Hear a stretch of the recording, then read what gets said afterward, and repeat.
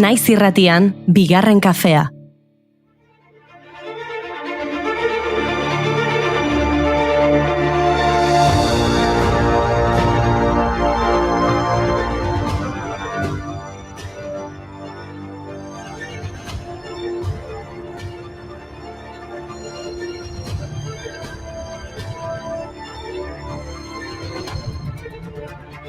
Arratsaldeon ekipo, Mai, Julen, gogotsu. Arratsaldeon Inigo, gogokin bai, gogokin. Arratsaldeon, ze energia daukagun gaur, Nabaritzen da bai, egun hauetan kaldereroak ospatzen direla hainbeste herritan.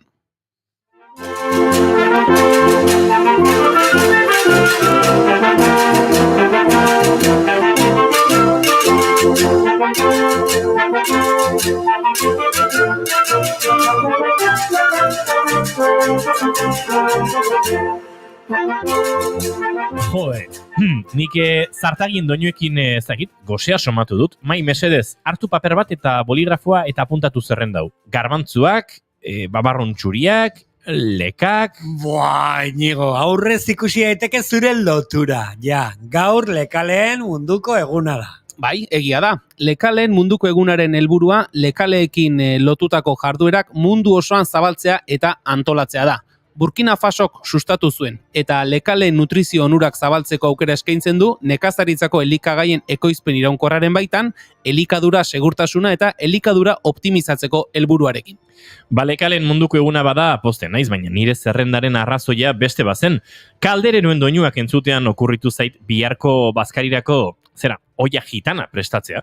Eta dakizuen bezala, oia gitanak lekal ezberdinak nahazten ditu, garbantzuak, babarron txuriak, lekak... Gaurko egunez, 1880 jaio zen Sevillan La Niña de los Peines, jaiotzez Pastora María Pavón Cruz. La Niña de los Peines flamenko kantari hitoa izan zen, arte horren historiako ahotsik garrantzitsuenetakoa. Sin más aristocrática de los más elevados salones, duquesa democrática, me titulan por mis aficiones, al pesar de mi abolengo, de modelo tuve que servir, sangre chula tengo, aunque en un gran palacio nací, de chíperos y manoras. Siempre yo el ídolo fui, viva Lucía, reina de la alegría, mi vida daría yo por ti. Con la mantilla tú eres la maravilla y Hori da, Mai, gaur goizean, buleri honen melodia orain entzutegari garen zati hau entzun dugunean, Inigori eta Bioi, belarriak tente garritzizkigu, Inigo? Tikitin. Hau oso kuriosoa da. Ez da gite, trikitixa doinutara ohituta dagoen edo norke somatuko zuen ez din, nik badakit zergatik izan daiteke. Ignacio Zuloaga margolari esker oso ezaguna egin zen bere garaian La Niña de los Peines Bilboko Café de las Columesen. Beste hijito bat ere ipatu behar dugu, 1881an Sofia Kovalevskaya hiltzen matematikari errusiarra izan zen. Europan lehen aldiz, unibertsitateko irakasle itzatera iritsi zen emakumea. Agian, Sofia txikitan babarrunak edo dilistak kontatzean hasi zen matematikekin maite mintzen. Lekaleekin jarraitu behar badugu, zure baimenarekin Londresera, joan behar dut. Eta orain esango diguzu, babarruna ingelesez, bin esaten dela eta Rowan Atkinson aipatuko duzu, ezta? ETB bezala gozaltzeko, merindatzeko edo afaltzeko, Mr. Bean.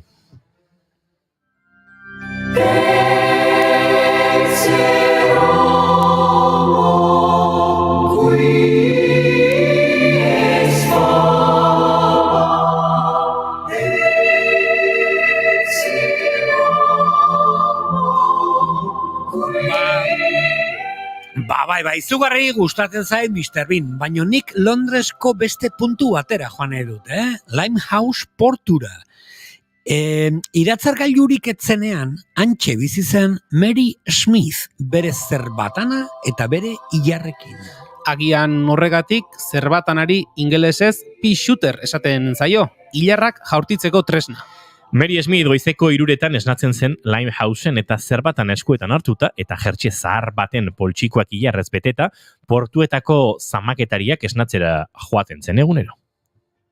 Agian, arraroa izan daiteke, baina horixe zen, hain justu Mary Smithen lanbidea. Zamaontzi bat portura iristen zenean, ahoa bete hilar lehorrekin eta bere zerbatanarekin banan-banan botatzea hilarrak zamaketarien etxeko kristaletara, hauek esna zitezen lehenbailen bere eguneko lanekin hasteko industrializazio berriaren kontuak.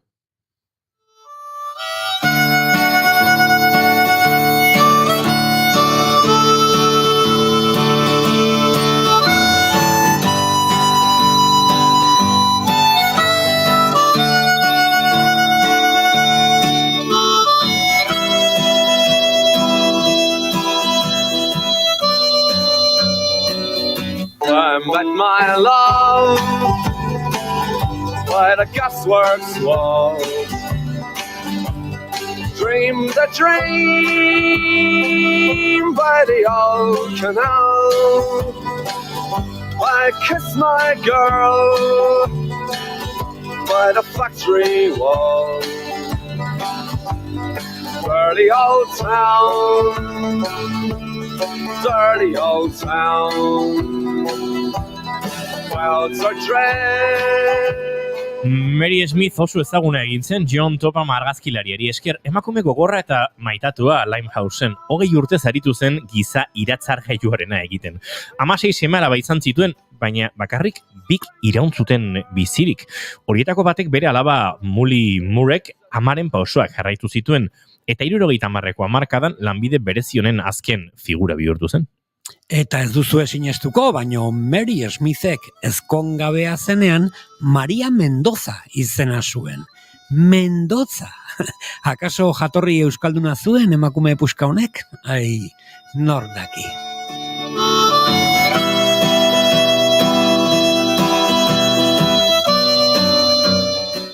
Egia esan, ni oso gustora esnatuko nintzateke goizero, hilarren doinuarekin, lehioetan, klik, klak, klak, klak, klik, klak, klak. Bai, gauen egin duen hotza egingo balu hilarrak izoztuta, gaso kristala zulatu ere egingo luke, baina tira, Tolosako inauterietan badaukagu ere gure esnatzeko modu berezia, Egi oiortatik Tolosarra, inauterian beti alaitzen. Egi oiortatik Tolosarra,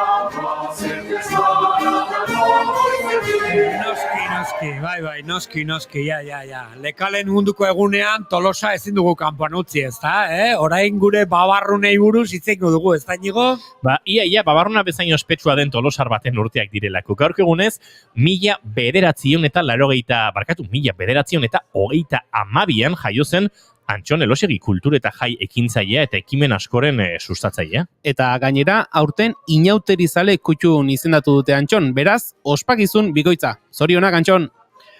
Aizue, liatu gara lekalekin eta gaurko sarreran ez ditugu aipatu gaurko izenak, Osea, Bertolt Brecht, Montesquieu, Dostoyevski, Arthur Miller, Shirley MacLaine, Shirley Temple...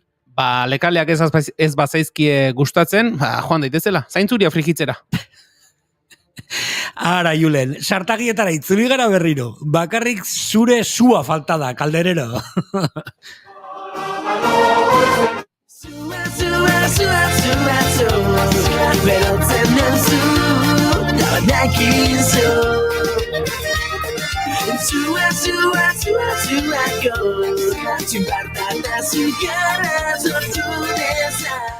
Ez dut itzali nahi zuen sua, bikote, baina gaurko egunean 1863an su itzalgailua patentatu zela aprobetxatzen, su txikitan jarriko dugu gure gaurko gonbidatuen zerrenda ados. Primeran Inigo, gaur Ander Bolibarrekin ikusgela proiektuaren lehen urratsen berri izango dugu. Nerea Argiztabarretarekin bisita izango dugu. Kelonia eta itsasoa gorakadaren azken antzeslanari buruz hitz egiteko. Iñaki Goikoetxea eta Maialen López bidaiariekin Bolivia eta Peruren arteko mugara gerturatuko gara. Eta The Brecker Brothers taldearen istorioa Maialen Tellabideren eskutik. Ba, osagai ederrak gaurko saioari hasiera emateko, ezta? Martxan jartzeko moduan ikusten duzue? Garbantzuak, dilistak, babarrunak, hilarrak, gure zerbatariak mikrofonoak bihurtu dira. Zuen ametsak egia bihurtu nahi badituzue, Esnatu! Arratsaldeon lapiko zaleok, otsaiak 10 ditu gaur eta ostirala da, ongietorri guztioi, bigarren kafera, naiz irratian zarete.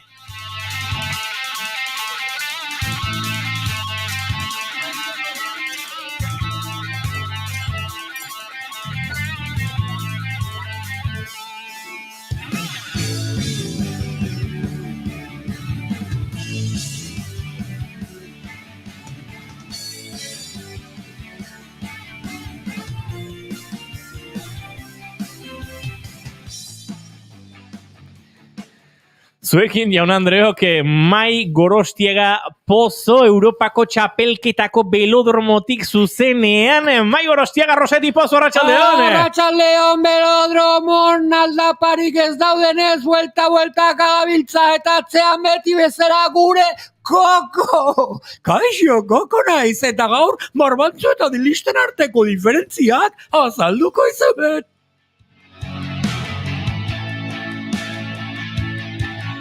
Zuekin, jaun Andreok, Julen Goikoetxea Orbegozo, arratsaldeon Julen. Baita zuri ere Inigo. Zuetza biltza belodroman bueltaka, baina uken elarrartek atzo lortutako zilarrezko domina hori ondo asko ospatu dugu ziklismo zale, eta eukene gertu xamar sentitzen dugunok, etxeontako lagun ere bada, eta gurekin turraren kontakizunean ere izaten dugu bide lagun, atzo, poza eman zigun. Haundi egin zuen, eukene larrartek eta niri poza eman didana hori izan da, zenbat jende postu den, eukeneren inguruan, esparru ezberdinetakoa, garaipen horrekin, eta benetan asko asebeten hauen lorpena izan da.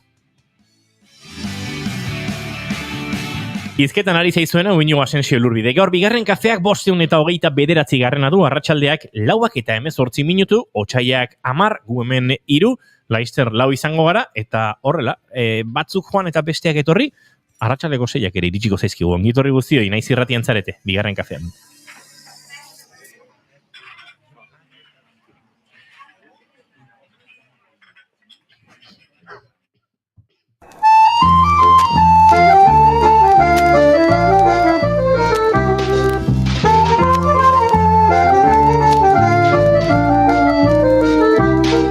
Un barquito de cáscara de nuez adornado con vela de papel se hizo hoy a la mar para lejos llevar gotitas doradas de miel. Un mosquito sin miedo va en él muy seguro. Julen, abesti hau etzuen Maik aukeratuko, ez da? Norra aukeratuko zuen bestela Inigo.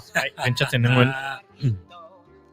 Ni behintzat hemen zerrendan ikusi dudanean, pentsatu dut hau nerea ez, Inigorena ere, harritzen zidan, orain zuk esan didazun, orain konfirmatu bidazu, orduan, men, susmagarri bakarra geratzen zaigu.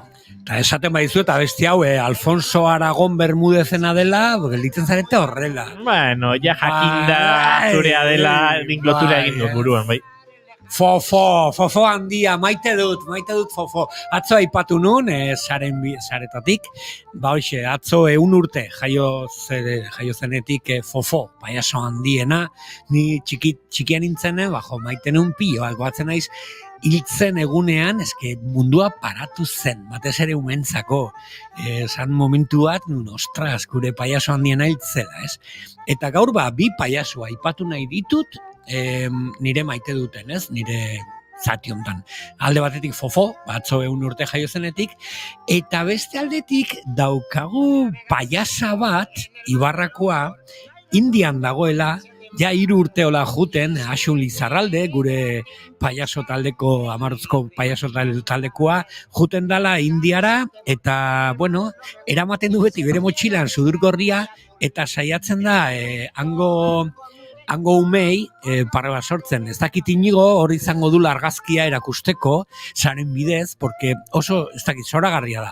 Asun Lizarraldek bere sudurgorria gatatzen du motxilatik, eta juten da, ez dakit, ikastetxeetan, eta, umeekin, irriparra bat lapurtu nahian, edo pixka talaitzeko hango giroa, eta guk asko maite ditugu horrelako iniziatibak, eta maite dut fofo, baino batez ere maite dut Asun Lizarralde eta horrelako ekimenak.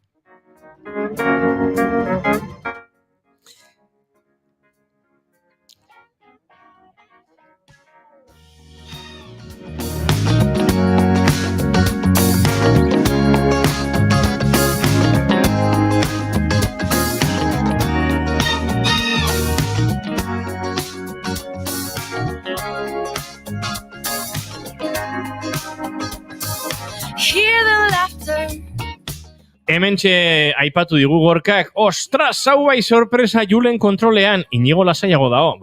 Alde harren, bizimodu erramen albo baten. Ez daukazu lasai egoteko motiborik, ni hemen nagoen bitartean. Normalean baina urduria igual egon behartzen nuke. Gorkak dio, gaur usue razkinen urtek, usue, super usue, zorionak, musu erraldoi bat, bigarren kafetik. Bueno, badakit gaur Twitterren goiurik sirikatu zaituela pixka bat, baina modio pilo bat bialtzen dizugu, eta besar karamilla eta musu asko, Iruñaraino, ez da egit Iruñan zabiltzan, edo non zabiltzan, ospatu behar bezala. Eta gainera gaur bere irakaslea dator, porque Nerea Navarreta izan da Gorkan irakaslea, antzerki irakaslea. Beraz, gaur Gorka egongo da hor, txentxe seguro saiosoan. Eta Gorka berak esan digu, gaur nire maite duta da, atzo urte bat ondoren gimnasio batera joan nintzala, ze gozamena jende ikustea hor zenbat faltan botatzen on. Bueno, gimnasioan tamainan, Gorka, neurriarekin. Erotu gabe, aizue zergatik bi erospatzen dituzue kaldereroak, zeharraroak zeaten, tolosarrak. Egia esan, ni atzu ibili nintzen pentsatzen kaldereroak non dizeto zen, hijituak non dizeto zen, Ungariak ze pintatzen zuen pelikula honetan, historia handia dago, igual astelenean kontatzeko moduan, historia handia dago, eta ez dago, bai. Tira, zergatik, ez dakigu Gorka, Tolosan inotirin atarian, ostegun gizen, egun batzulenago, baina beste tokietan, ez dakit zergatik erabakitzen den beste modu batera. Kontua da, maite dutekin gaudela, eta Julen zure maite dutaren barko dugula. Bai, pixka bat, lehen komentatu dugunaren bidetin eukanez, pentsatuta, eukene Larartek iragan asteazkenean, ez dakit, asteazkena izan zela uste dut, Europako txapelketan, eskratxean lortu duen bigarren postu hori, genekien, euken Larrarte txirrindulari handia zela, maila handiko txirrindularia dela, baina berak ere aitortu zuen, ez da, goi mailan horrela lortu duen lehendabiziko garaipen handia izan da, eta garaipenaz gain, lehen aipatu duen hori ez, sare sozialetan eta inguruan somatu dudala, zenbat jende postu den, eukeneren garaipen horrekin, zuk aipatu duzu, naiz irratian Frantziako turraren kontakizunean ere, hainbatetan gurekin izan dugun txirrindularia, eta harritu nahu horrek txirrindularitza mundutik, Tolosa inguruetan ere bai, zenbat jendek zoriondu duen, eta nik uste dut, bera asko ikaragarri postuen bezala, jende asko postu dela inguruan, eta horrek balorean edo agerian jartzen duela, zer nolako pertsona den, eta hemendik zorionak, euken Larrarteri ere.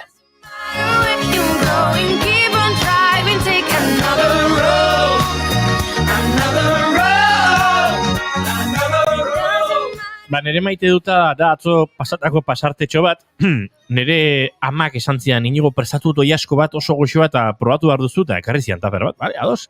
Eta hasi nintzen jaten, Junerekin bazkaltzen ari nintzen, hasi nera mazen moderna, ze badakit honen atxikoriarekin erotuta da bilela, oiaskoari bota dizkio beste barazkien artean atxikoria, ikusten duzu, tofuare bota dio, ze gauza xerebrea oiaskoari tofua botatzea, baina hortxe zuen, bazatitxo txuri batzuk tofuarenak, eta, saio hasi bezain pronto idatzi nion mezu, ama, izu, oso goxo baino, ze moderna, tofuarekin, eta ze tofu, eta nijo beste zea txuri hori da, arrautza egosia zen, eta nijo, bueno, vale, arrautza egosia oso goxoa zegoen, eta ez tegin eri buruan zergatik sartu ditaidan, hori tofua zela, arratsaleko 4:25, gaurko saioa abiatzeko moduan izango gara, beraz, gure lehenengo gonbidatuak aurkezten hasiko gara segituan.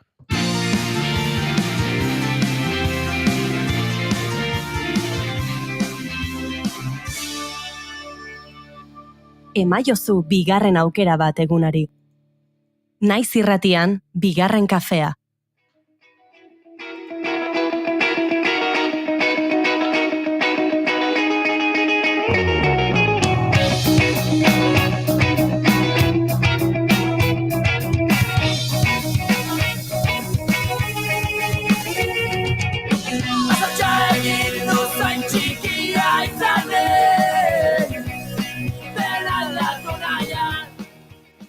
Eta 2022ko ekainean izan genuen ikusgela egitasmoaren berri lehendabiziko aldiz, ikusentzunezko eduki pedagogikoak biltzen dituen proiektu bat bezala aurkeztu genuen orduan, eta Simon de Beauvoiren bideo bat zuten argitaratuta.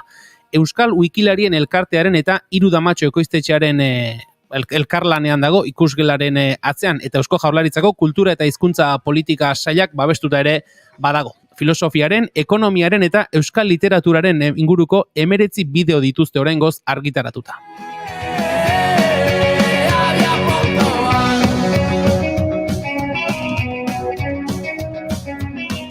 Iazko ekainean egitasmoaren berri ematera gonbidatu genuen Ander Bolibar ikuskela proiektuko kidea, eta orduko hartan proiektua martxan jarri ostean hitz egitekotan geratu ginenez, bigarren kafera gonbidatu dugu berriz, bidearen lehen urrats hauek nolakoak izaten ari diren jakiteko. Arratsaldeon eta ongi etorri berriz ere bigarren kafera, Ander. Arratsaldeon. Zer moduz, doaz ikusgelaren lehendabiziko hilabete hauek?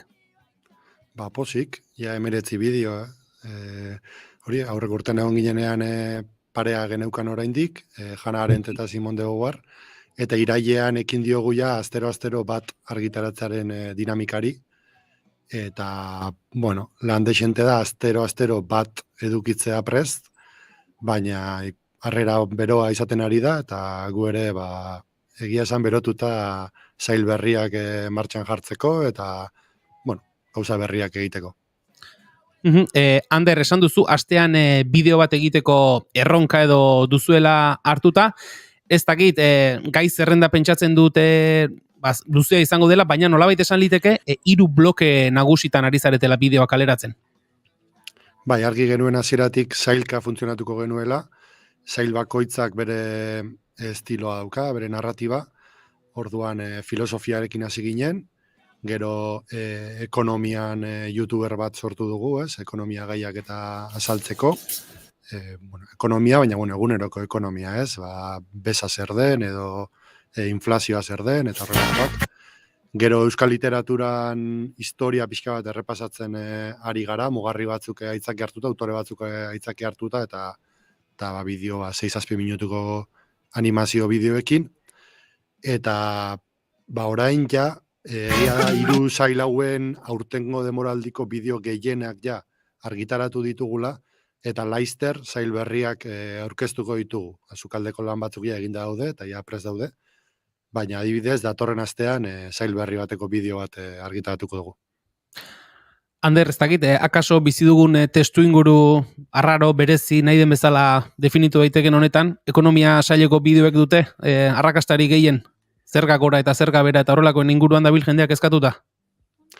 Ba, adibidez, atzo zabaldu genuena, pertsona fisikoen errentaren gaineko zerga, PEFS, oso ondo funtzionatu du edo, eta nik uste dut hor, askok zalantzasko genituela, nola funtzionatzen du, nola kalkulatzen den, eta erabilia izaten ari dela. Baina funtzionatu denek funtzionatzen dute. Filosofian, batez ere batxiergoan, bigarren mailan lantzen diren autoreak dira, eta 6 minutuan izatea laburpen bat bideoan gaur egun, asko erabiltzen den formatua da. Eta gero kontuan hartu bideoak autonomoak dira, eta YouTubeen jartzen ditugu, eta sare sozialetan, baina hau berez Wikipediaren proiektua dela, euskarazko Wikipedia elikatzeko ere erronka horretatik edo sortzen dela, orduan dagoeneko 120 artikulutan txertatu daude bideo hauek Wikipediakoak. Hau da, bai, 19 bideo dira, baina ez dakit, Platonen bideoa dago Platonen orrialdean, baina filosofian, Greziako filosofian, horrek ekarri du 120 artikulutan ja dagoeneko bideo hauek egotea, eta jendeak edukitzea aukera artikulua irakurri edo bideo bidez azalpena jaso, eta orduan erabiliak izaten ari dira hezkuntzan bai, baina hezkuntzatik kanpo ere Wikipedia bera, entziklopedia bera, denok erabiltzen dugun bezala. Hezkuntzan erabiltzen da, baina hortik kanpo ere. Profilak aipatu dituzu, Ander, aipatu duzu batxiergoko ikasleen kasua, ez dakit bideo mota edo gai ezberdinek hartzaile ezberdina dituzte, profil ezberdineko erabiltzaileak ari zarete gai ezberdinetan jasotzen? Bai, zailka funtzionatzearen beste arrazoietako bat hori zen, egia erdaretan horrelako proiektu asko daudela, YouTuber eta azalpen bideoetan oinarritzen diren proiektu asko daude, Academia Play izan daiteke, Crash Course, Khan Academy, eta euskaraz ez egoen, horrela antolatua behintzat, eta horrek berez ematen digu aukera gauza askotarikoak egiteko, baina bestalde batean mugatzeak, izango litzateke mugatzea, izango litzateke baztertzea gauza asko. Orduan, zailka funtzionatzeak ematen digu hartzaile potentzial ezberdinei begira jartzeko aukera. Baina azken finean denak dira pertsona helduok kontsultatzeko modukoak, edo behintzat horrela diseinatzen ditugu. Oda, Hannah Arendten bideoa, bai, izango da batxiergoan bigarren mailan norbait hori lantzen ari delako interesa izan dezakela, baina iruditzen zait, bere garaian autore hori landu ez genuenok interesa izan dezakegula bere pentsamenduan edo bere laburpen batean, ez? Eta igual, liburu bat irakurtzea zailagoa izan daiteke oso kanpo baldin bagaude, baina 5-6 minutuko bideo bat ikusteko errazago. Wikipedia aipatu duzu, Ander, Wikipedia elikatzeko nolabaiteko egitasmo bezala, ez dakit Wikipedian, artikulo bat osatzerakoan, nahi beste testu, irudi, lotura dena delako sartu daitezke, kasu honetan, 5 minutuko bideo ez ari gara hitz egiten, hizkuntza oso ezberdina da. Bai, zaiena hori izaten da, ez, mugatzea, batez ere, bideo guztiak adituekin egiten ditugu. Bai, Hiru Amatxo arduratzen da ikusentzunezko hankaz, baina edukian, ez, filosofiakoan adibidez, Agora Filosofia Elkartekoak eta Joxa Zurmendi katedrakoak ditugu hor. Orduan, filosofoei esan behar diegu 6 minutuko bideoak direla, eta hor, aurretik lantzen ditugun fitxak eta lanketetan, zaiena hori izaten da, ez? Etortzen dira 10 orrialderekin, eta ez, baztertu beharko ditugu gauzak, eta ulertu ere, hau sarrera bideo bat dela, edo laburpen badela, eta luzera joteko aukera idatziz beti egongo dela, baina ezin garela 7 minututik pasa, ez? Orduan, bai, gauza asko kanpoan gatu behar dira, baina, nik sinistuta nago, minutu gutxian azaldu ezin daitekena oso gauza gutxi direla, ezin direnak azaldu, ez? Askotan landuta eta berriro landuta eta laburtu, birformulatu, esaldiak birplanteatu eta gauzak laburtzen dira eta hobeto ulertu gainera. Akaso zailena hori izango da, ez? Horrelako eduki zabal izan litezken horiek 5 minutura ekartze, eta zuk esan duzu, filosofoen kasuan adibidez, 10 horrirekin etortzen direnean, horrek ez duela balio, laburragoa behar duela esatea, eta hori laburrago bihurtzea izango da zailena. Bai, ez, nik gogatzen dut eskolako lanetan askotan karaktere minimoak jartzen zirela lanetan, eta nahi beti iritu zait, gehiengoa jartzea interesgarriagoa, ze askotan laburtze hori bera da edukian landu eta ikusentzunezkora eramateko aukera honena, orduan, eta gero ongo dira, adibidez ekonomian, ez, beza landu dugunean, beste zerga batzuk eta azaldu dira, zeharkako zergak zer diren, eta gero ikusiko dugu, igual etorkizunean zeharkako zergen gaineko beste bideo bat egin behar da, edo enpresa motak azaltzen dituen bideo bat egin dugu, kooperatiba, SL, SA, igual gero kooperatibek berariazko bideo bat izan behar dute aurrerago, baina, gauzak pixkat minimoak zeintzu diren, eta nola azaldu aukeratzea, hori bada erronka. wikimedia.eus/ikusgela atarian, hortxe daude bideo guztiak, edo hortxe dago eduki guztia ikusteko moduan. Aipatu dugu, Ander, hizkuntza askoz laburragoa, Wikipediako artikulu batekin konparatuta askoz laburragoa izan behar duela, horrekin lotuta, Hiru Amatxok egiten duen, nolabaiteko lantzen duen iruditeria hori edo ere izango genuke, ez dakit hor garrantzitsua izango dena da, hain gauza laburrean eta hainbeste eduki duenean, irudiak eta esaten denak elkarrez solapatzea. Bai, hor berez erronka nagusiena da, Wikipedian txertatu behar direnez gero bideoak, derrigorrez egile eskubide aldetik libreak izan behar dira bideoak. Hau berez gu igual sarean kontsumitzen ari garenean, ez diogu garrantziarik ematen horri, baina sortzekorakoan sekulako erronka da, ze adibidez, filosofiako bideo batzuetan 200 irudi daude atzean, ez? Animazio collage horretan 200 irudi baino gehiago daude, eta 200 irudi horiek libreak izan behar dira. Orduan, kasu batzutan nahi duzu erabili interneteko argazki bat edo irudi bat, baina ezin da erabili ez delako librea. Eta gainera aitortuak, ez? Sartzen bazara Wikipedian, ikusgela atarian, bideo bakoitzan erabiltzen diren elementu guztiak zerrendatuta daude. Orduan hori bada, lan gehigarri bat, baina aldi berean ekartzen du bideoa edozein lekutan erabilia izan alizatea, eta hezkuntzan erabilia alizatea inongo arazori gabe, eta pixka bat Wikipediaren filosofiara eramaten du ikusentzunezko era. Hezkuntza aipatu duzu, Ander, ez dakit, orain arteko hilabete hauetan, hezkuntza zentroetan, ikastetxeetan zuen bideoak erabili izanaren inguruko feedbackik edo, jaso duzue? Bai. Alde batetik Agora Filosofia Elkartea da, bigarren hezkuntzako filosofia irakasleen elkarte bat, eta nola eurekin egin ditugun edukiak, eurak ero zabaldu dituzte euren sarean, euren irakasleen artean, jardunaldien bidez, eta badakigu dexente erabiltzen direla, batez ere eurak behar hori identifikatuta zutelako, eta gurekin jarri zirelako harremanetan behar hori erantzuteko, orduan naturala da erabiliak izatea, ez? Ekonomiakoen kasuan, lanbide heziketako hainbat irakasleekin egin ditugu edukiak, eta berdin, lanbide heziketan gauza hauek lantzen dira, eta beharra zuten. Orduan, pixka bat nola antolatzen ditugun edukiak sortzean, ja bermatzen digu minimo sare baten edo irakasle batzuk erabiliko dituztela.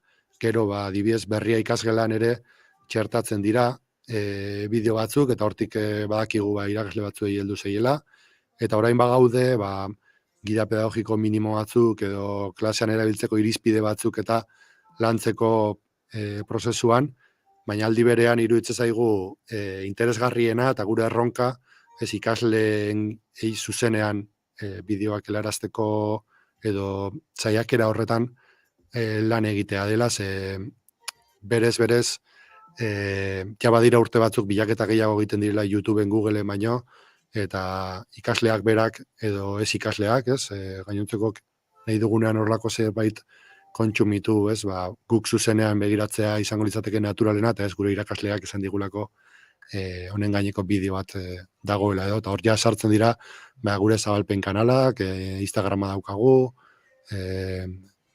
kanal pila bat, eta horien bidez zenbate arte heltzen garen, baina azte bat zabaltzen ari garenez, iruditzen zaigu oraina, hasi garela ja masa hori lortzen, hau da, datorren astean 20 bideo izango dira, eta ja bada biltegi txukun bat ja sartu eta 20 bideo gotea. Ez orain arte, astero bat gehiago egonda, eta, hau martxan doa, eta datorren urtean ja egongo dira 100, eta orduan, beste kontua da.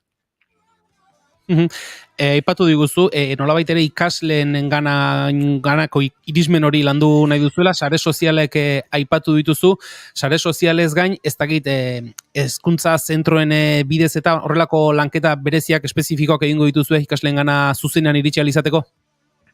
Bai, azkenean hori eskutuko lana da, baina jardunaldi askotan egoten gara, eskola guztietara bere mezuak bidaldu ditugu, aparte hezkuntza departamentorekin harremanetan gaude, EIMA Euskal Ikasmaterialen artxiboan ere txertatzen ditugu astero bideoak, eta hor badago gutxinakako lan bat, erreferentzialtasun bat irabazten, eta proiektua, nahiko hasi berria den arren, ja heldu zaizkigu irakasleen eta hezkuntza munduko hainbat adituren berritzegunetatik eta mezuak, egindako lana eskertzen, eta, bada seinale behar hori zegoela, eta gutxinaka erabiltzen ari dela hezkuntzan. Ander Bolibar, ikusgela egitasmoko ordezkaria, mila esker, beste behin ere bigarren kafean izateagatik, eta gertutik jarraituko dugu zuen jarduna. Mila esker, agur. Arte. Zaten zena aldakorra naiz, agian buru harinan, otza bero hau neberean, gea bezala airean, egan nabil gaudean.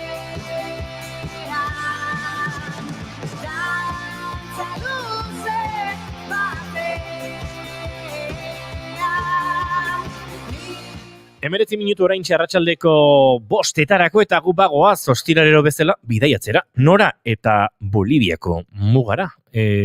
Laizter hemen, bigarren kafean.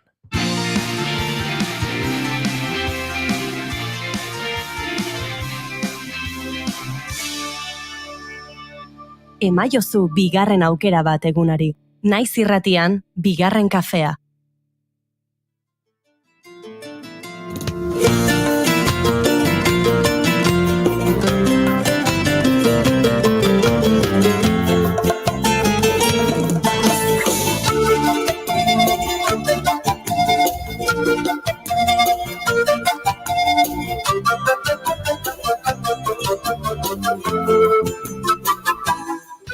norbait pentsalezake egitura musikal arketipikoenetara jo dugula, baina nolabait kokatu nahi genituen musikalki gure gaurko bi kolaboratzaileak. Aspaldi da, ez dugula Maialen Lopez eta Iñaki Goikoetxearekin hitz egiten. Azkeneko aldiz, Ameriketan barrena, ez dakit Argentinatzean, utzi Argentinara bueltan, oso ondo nontze biltzan, baina tira, orduztik 11 abentura pilatu dituzte hemen gaude proiektuko kideek, pixkat Euskaldunon pausoi jarraiki, gure diasporaren, Amerikako Euskaldunon urratsi jarraiki dabilen bikote hau, eta barkatu, gurekin ditugu, guretzat arratsaldeon eurentzat egunon. Iñaki eta Maialen, zer modu zaudete? Oso ondo egunon esatu berriak, baina ondo. Aizue, badakite Perun egotekoak zinatela oraintxe, edo Laister, baina arazoak badituzuela, eta oker espanaiz Bolivian kokatuta zaudetela. Bueno, konta iguzuen, olakoak izan diren azken aste hauek, zergatik zaudeten Bolivian, eta noruntzako asmotan zenbiltzaten, eta ze gertatu den? Azkenengo 3 asteak Bolivian eman ditugu, esatuzun bezala, baina gure asmoa zen Copacabanatik Punora bultzatzea, Peru, baina Peru gatazka sozialetan murgilduta dago, eta justo Punoko hiria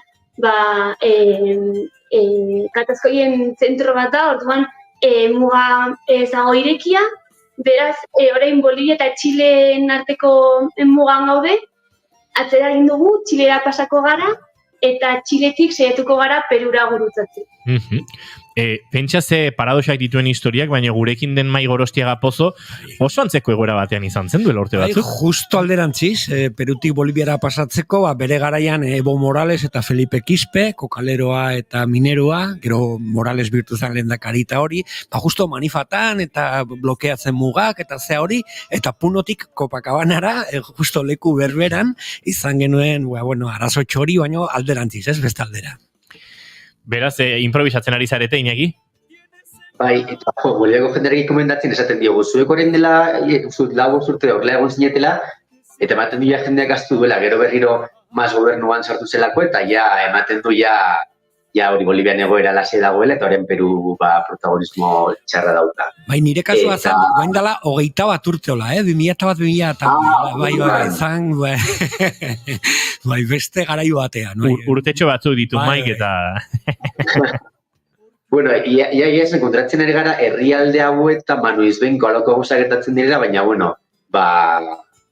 gure azkenean, gure bilbidea orientatiboa da, eta kontatzen bizkiguten lekuen arabera edo topatzen ditugun euskaldunen arabera, gure bilbidea moldatu bezakegu, orduan, hori orain Txilen sartuko gara, eta gero saiatuko gara Perun, 2 aste egoten, adibidez ere Machu Picchu itxita dago, Nazca, Kuzkora ere zen izango gara joan, baina beste toki bisitatuko ditu, hori espero dugu, eta euskaldun batzuk ere topatzea aurre ikusten dugu, orduan, gutxi gora bera espero dugu aurrera egin alizatea, gero gure bilbidean ere, gurrengo pausoak Ekuador eta Kolombia direlako, eta gu kotxez mugitzen garenez, ezin dugu salto bat egin eta Peru ez pasa, orduan, espero dugu alik eta beren pasatzea horrengo astea, eta hori, eta gure helburua Kolombia dela, horra iritsi alizatea.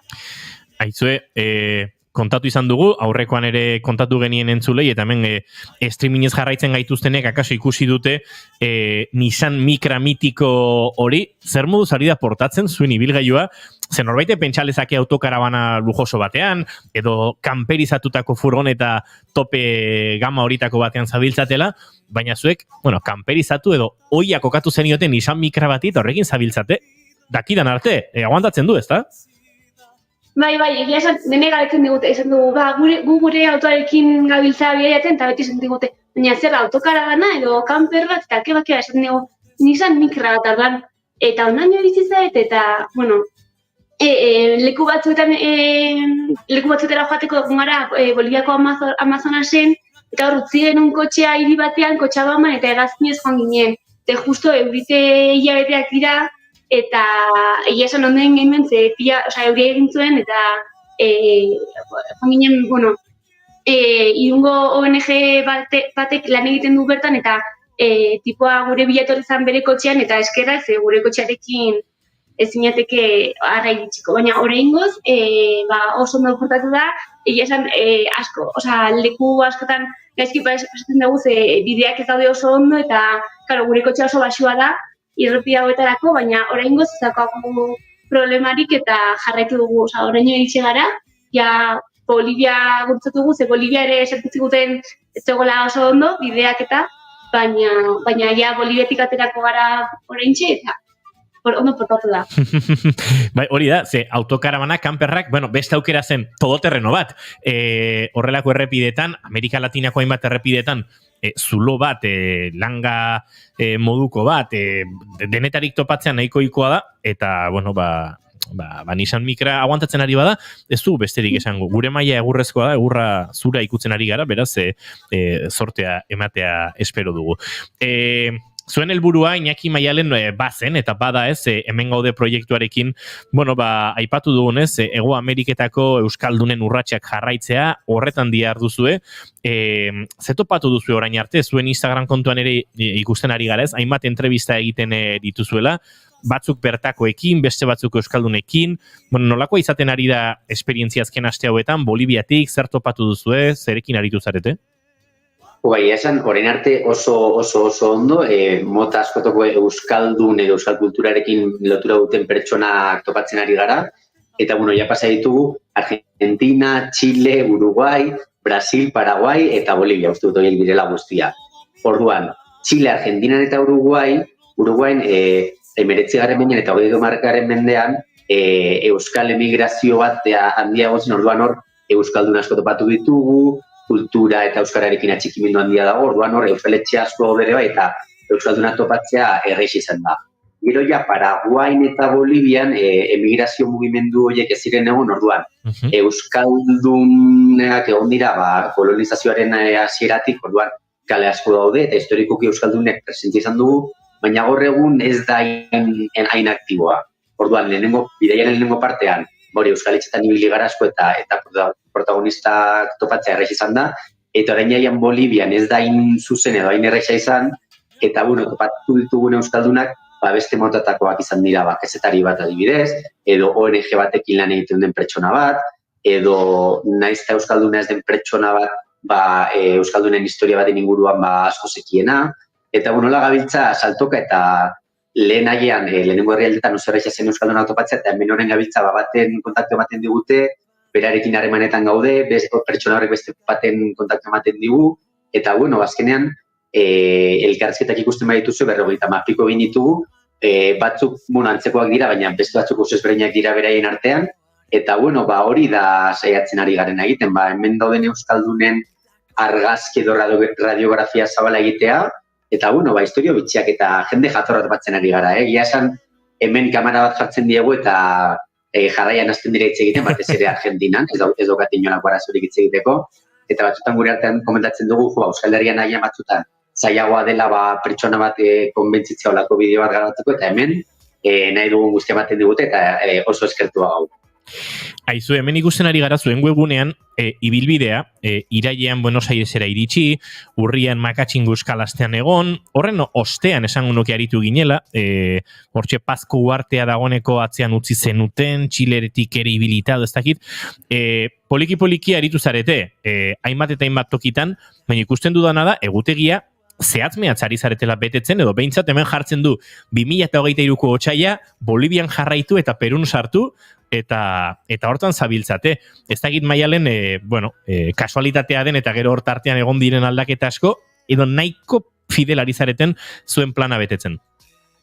Zaitzen gara plana betetzen, egia esan, jain genuen kalkulo, gutxi gora berako kalkulo bat, eta orduan, guk aurre ikusten dugu, Bolivian emango ditugu 3 aste, eta 3 aste horietan, egiten dugu plana, jarraituz gutxi gora bera orden logiko bat. Orain Perun utziko dugu Cuzco ikusi gabe.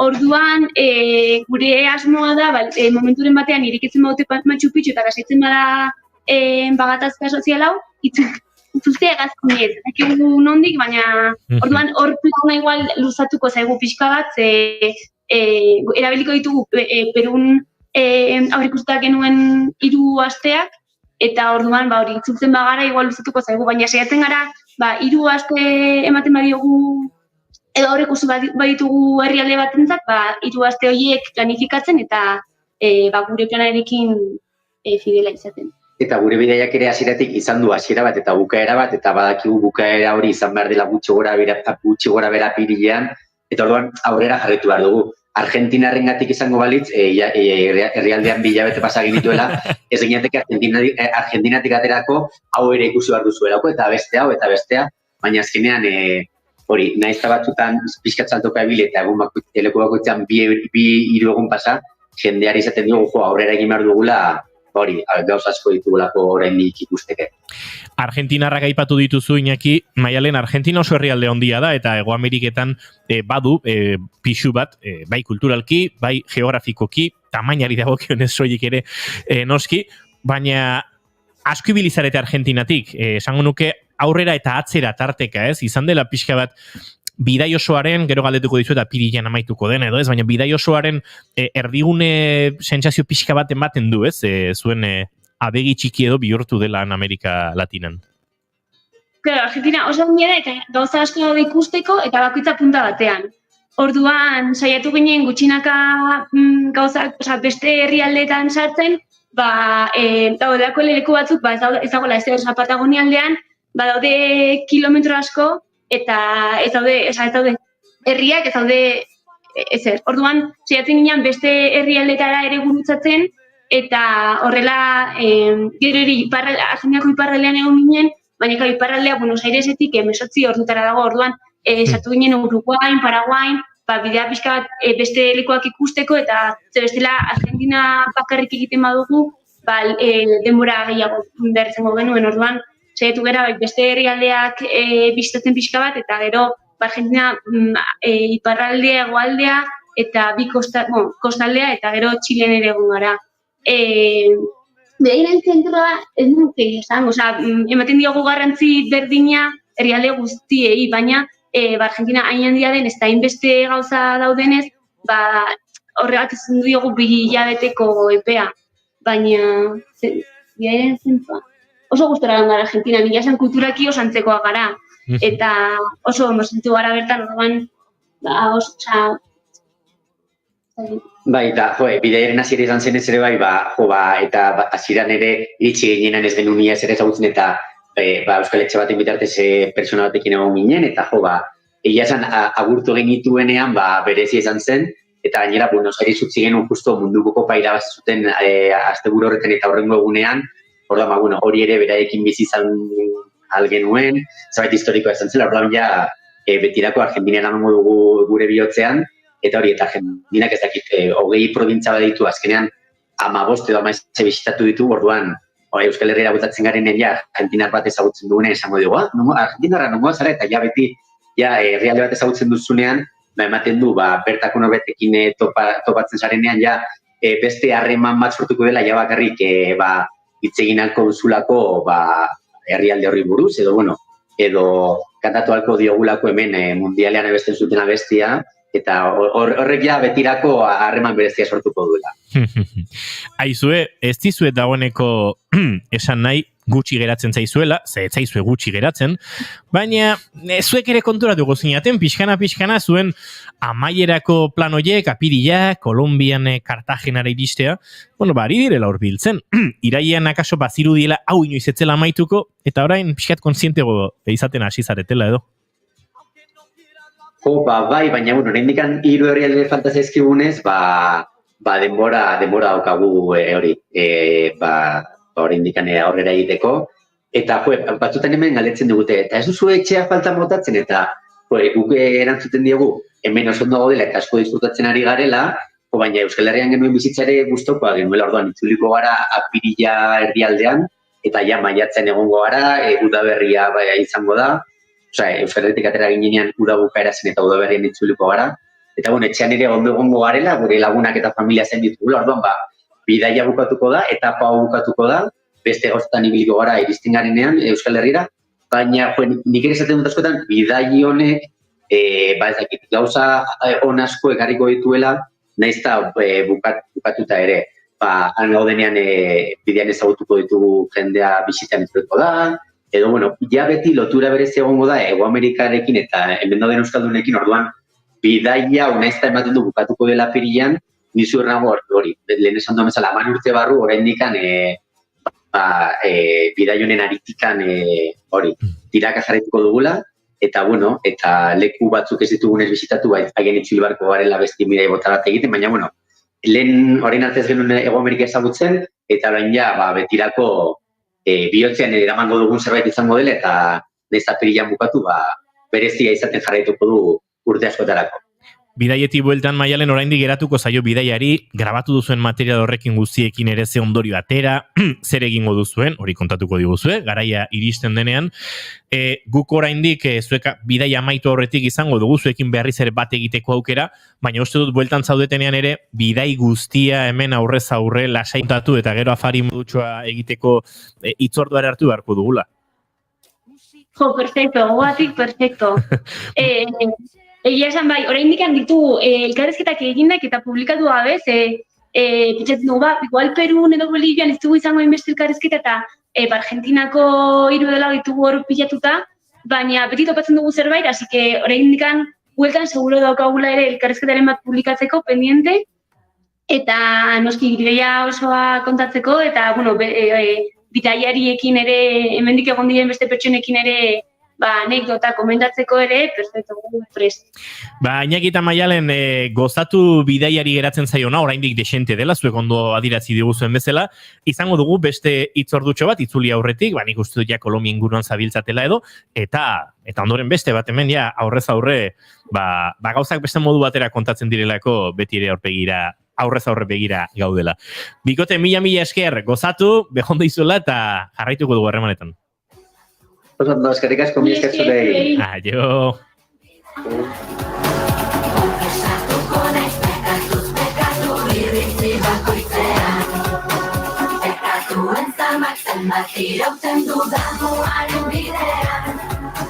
Konfesatuko naiz pekatuz pekatu iritzi bakoitzean. Ieskentzako egun handia, heldu da azkenean. Amonaren brotxea dirdirka, darama bularrean, bihotza utxik barrenak eze, haren begiatarean. Ez dakinola maitatu behar den, lotura baten izenean. Bihotza utxik barrenak eze, haren begiak parean. Bere buruan maitatzen sekula, erakutsi ez diotenean. Bestentzako egun handia, heldu da azkenean. Amonaren brotxea. Bagoaz aurrera, arratsaldeko 5:00 segundu gutxi eta naiz irratiaren estudio zentraletaragoa zure lankide Amaia Zurutuzaren eskutik azken ordukoa jasotzera. Amaia, arratsaldeon. Arratsaldeon guztioi, azken ordukoak aipatuz, Asier Karrera lenik berriro espetxera bidali baitute, 3. gradua indargabetu ostean. Etxarri Aranatzeko bizilaguna esan moduan berriro espetxeratuko dute, auzitegiek Lakuako gobernuak onartutako 3. gradua baliogabetu ostean.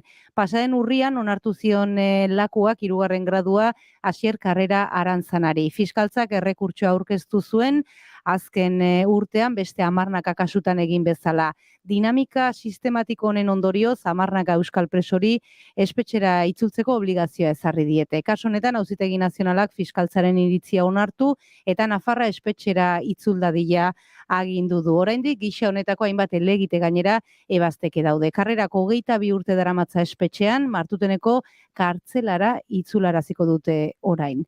Nazioarteko kronikan, Suitzak ez du baimendu, Estatu Espainiarrak Ukrainiara kainoi antiaereoak bidaltzea, Alemania eta Danimarkarekin egin bezala, Estatu Espainiarrari ere blokeatu egin dio bidea Suitzak. Herrialdeko gerra materialaren legeak debekatu egiten du, Suitzan ekoiztutako armen merkataritza nazioarteko gatazka armatu baten parte diren herrialdeekin. Neutraltasun politika darabil Suitzak eta honen baitan ez du onartuko Estatu Espainiarrak Ukrainiara Suitzan egindako 2 kainoi antiaereo bidaltzea. Urtarrilaren 16an egin zion eskaera Espainiak eta ez erantzun du orain. Danimarka eta Alemaniak iaz egindako eskaerak ere, esan moduan, atzera bota zituen.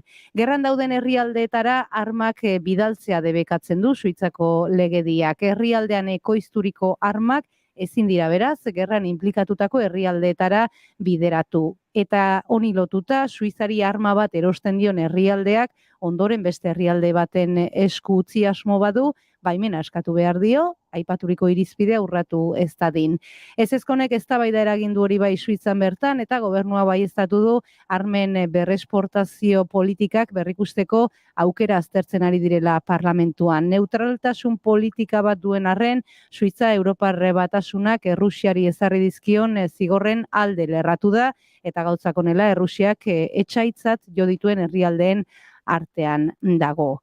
Gurera itzuliz, lan munduan fokua jarrita, Gipuzkoako metalgintzan adegiren jarrera arduragabea kritikatu dute sindikatuek. Negoziazio mailaren bigarren bilera egin dute gaurkoan, eta oraingoan ere patronala proposamenik gabe joan da hitzordura sindikatuek, jarrera arduragabea izatea egotzi diote eta martxoaren bateko bilerarako jarrera aldatzeko eskatu diote. 30.000 langileri eragiten dien hitzarmena berritzeko negoziazioen lehen bileran, sindikatuek euren aldarrikapen nagusiak azaldu zituzten, baina adegik ez zuen inolako proposamenik eraman. Bigarren bileran, patronalaren asmoen berri jaso asmo zuten sindikatuek, baina esan moduan ez da hala izan. Elkarrizketarako borondaterik ez izatea egotzi diote sindikatuek adegiri eta martxoaren batean egingo duten bileran bere jarrera argi dezala exigitu diote. Sindikatuentzat ezinbestekoa da Gipuzkoako metalgintzan lan baldintzak eta soldatak hobetzea. Bereziki azken hilabeteetan langileen erosalmena nabarmen murriztu denean. Zentzu honetan elak nabarmendu du Gipuzkoako Aldundiak emandako datuen arabera metalgintzako enpresen irabaziak urtebetean 14% handitu direla, herritarren bizia, elikagaien erosketari dagokionean adibidez 15% garestitu den bitartean. Honi lotuta Labek gaineratu du, adegik berak onartzen duela Gipuzkoako enpresek irabazi handiak izan dituztela eta berastasun hori langileek sortu dutela. Arratsaldeko 5 eta 4 minutu direla, hauek aipatzeko genituenak. Eskerrik asko Amaia Zurutuza, informazio gehiago arratsaldeko 6-etatik aurrera informazioaren arian, orain guk aurrera egingo du hemen Naiz Irratien bigarren kafean. Naiz Irratian hitz egiteko entzun egiten dugu. Hilabetetxo pasada eta amak konkistan jarraitu du. Konkistatu gintuen aspaldi etxe ingurukoak, ondoren etxera bisitan etorritakoak eta orain munduaren konkistan ere badabiltza, konturatu gabe. Madrid Fusion Gastronomia Kongresuan sukaldari berriaren lehen saria eskuratuta. Amak erditzen diren bezalaxe sariare erdibitu eginda. Javi eta Gorka direlako garaie, eta bidira. Baina kasu inoiz izpide izan dugun, kintsugiaren aurkakoa egin beharko dugu, eta saria hautsi beharko dute, urrea balio baitu, ama sendia osatzen duten pertsona horok, eta eurena ere badelako neurri handi batean. Egila esan gutzako, guk ezin ezer espero. Ez, da hola junginean, azkenen ez espero gabe, ondo pasatzea, ikastea, jende honak ineotea, eta egila esan, bira, momentun, azkeneako oso nervioso jarri ginen, ze hasieran oso lasa egin den, ja horre eginaren eszenari jaiotzeko otan da, ja pixkan nervioso hartzen hasi ginen, eta, gehiago izena esan zuenen, Jesukiston poza izan zen, eta Javi justu horran eta pasa zan, Javi pixkan neharez hasi zan. Ni lertu initzan, ez da nolaiteko tentsioa askatzen sentsazioa bizi nun momentu hortan, eta nehar baten hasi nintzen, bigote ditu nion, esan nion guk irabazi deu. Baina ez aldezu sinizan ez, huendik ez. Osea, ez genion zentzua ikusten Gorkak esatuen ez genuen espero. Gu bai baserritarakin harremana lantzea helburu genuen, ez? Jakintza hori nola jenorri baten berreskuratza da, gero bide berrik topatu ala, egia da, benetan motibatze egin txuenaz konturatu ginala bizala, ez? Beraztegia bisitak ingen itunen, ozeita tarten sartu zanen, ez? Alako, informazio pixkatelarazi eta benetan konturatu ginen baloreak horrek zeukala, ez? Sukaldetik aratago, gure lanak sortzezula jendeangan benetako, ilusio edo gozatze hori. Batek erantzun bat intzigun, esan zion, ez zuen abangoardia, ez dakiz esan, abangoardia? Ardilatxa eta astoa berrera biltzea, aragia galtzen utzi uzten ez dadin hoi benetan abangoardia da, garai batean behar batzana gaur egun erreklamo bilakatzea abangoardia da, izan daiteke. Hor, erantzun uste bota genera izan diala ziklok, azkenen baude momentu batzuk, nun, bueno, oreka elikadura sobironotasun bat, oreka bat bilatzean, eta divertitzeko momentua deonez, abangoardia teknikarekin, su artifizialekin jazten dan momentu hori, baina iritsi momentu batean, berriz ere lurra, berriz ere oreka hori bilatzeko momentua sortu dan, eta guri dagokitzu zaigun lan hori ikia, ez? Da ikusi dugu beharrezkoa, ez genuako ikusten gure ingurun gastronomiak lotura, ze lotura zekan gure lurrakin, gure nortasun horrekin. Eta gu zer garen ondik atorren, eta betiko diskurtsoen ez da oso zarra eta oso klasikoa dirudien, egia da galtzen nahi dala, eta horrekin batera gure nortasunan parte oso handi bat. Ez dakau modu bat o sistema bat nun hola ikitxon platerak ebera batea edo beste ikitxon. Azkenen gehien lantzeuna azkenen guk da erlazioa gure hornitzailekin, baseritarrakin eta bitanakin. Eta nik uste gure errealatuan parte handi bat eta gure plateran sormenaren parte handi bat datorrela behaekin dakaun harreman eukitzetzen elkarrizketa hoitatik. Kontuatuena gure ingurua egiz betetako inguru badala. Osea, errealidade pila bat daude, eta behaie kontatzea dugu, behaien lan aztein dan, eta horren atzetikan produktu bat dago, lan erdien da dago. Gukin berduna, hoi platerea eman, izorratu gabe. Ikusi dugu jendeak benetan baloratzeula proiektua, eta horrelako sarik batzutan behar dia jendea konturatzeko benetan baloratzen dula horrelako proiektu bat, ez? Askotan horren azkar bizia, horrelako kolpe handi batek gogarazten digula gurea ere izan daitekela proiektu potente eta handi bat. Ez eta horrego esatezuna, neurri baten lasaitze zaitu, askotan hartzetxon erabakik ez da erabaki erresa esatea behi aragirik ez dugu kartan jarriko eta astoa eta ardia jarriko txeo. Horre bezeroan parte handi bat zalantzan jartzezu, beste bat ez da etzaizu etorriko, esango dulako, nik hauek etxean jaten ituen garai batean eta enez jatetxe batera hauek jatera joango. Eta beste batzuk aldiz, erreklamotzat ulertzeko behar dute horrelako sari bat atzetik, ez? Orduan horrelako sari batek eman diezatzuk aukera, guain hartu itxeun erabakik hartzeko, arratsalde batzutan itxi, talde guztia, zerbitzu guztietan batera egon dadin, gauz batzuk hobetzeko asmotan. Orduan aldaketa arrisku handi gaukoak hartzeko erabakiare hartu deu, baino saria irabazi ondoren. Horren nola atxeko konbentzimendu bat ere eman digulako. Bigarren kafea, asteleenetik ostiralera, arratsaldeko 4:00 6:00.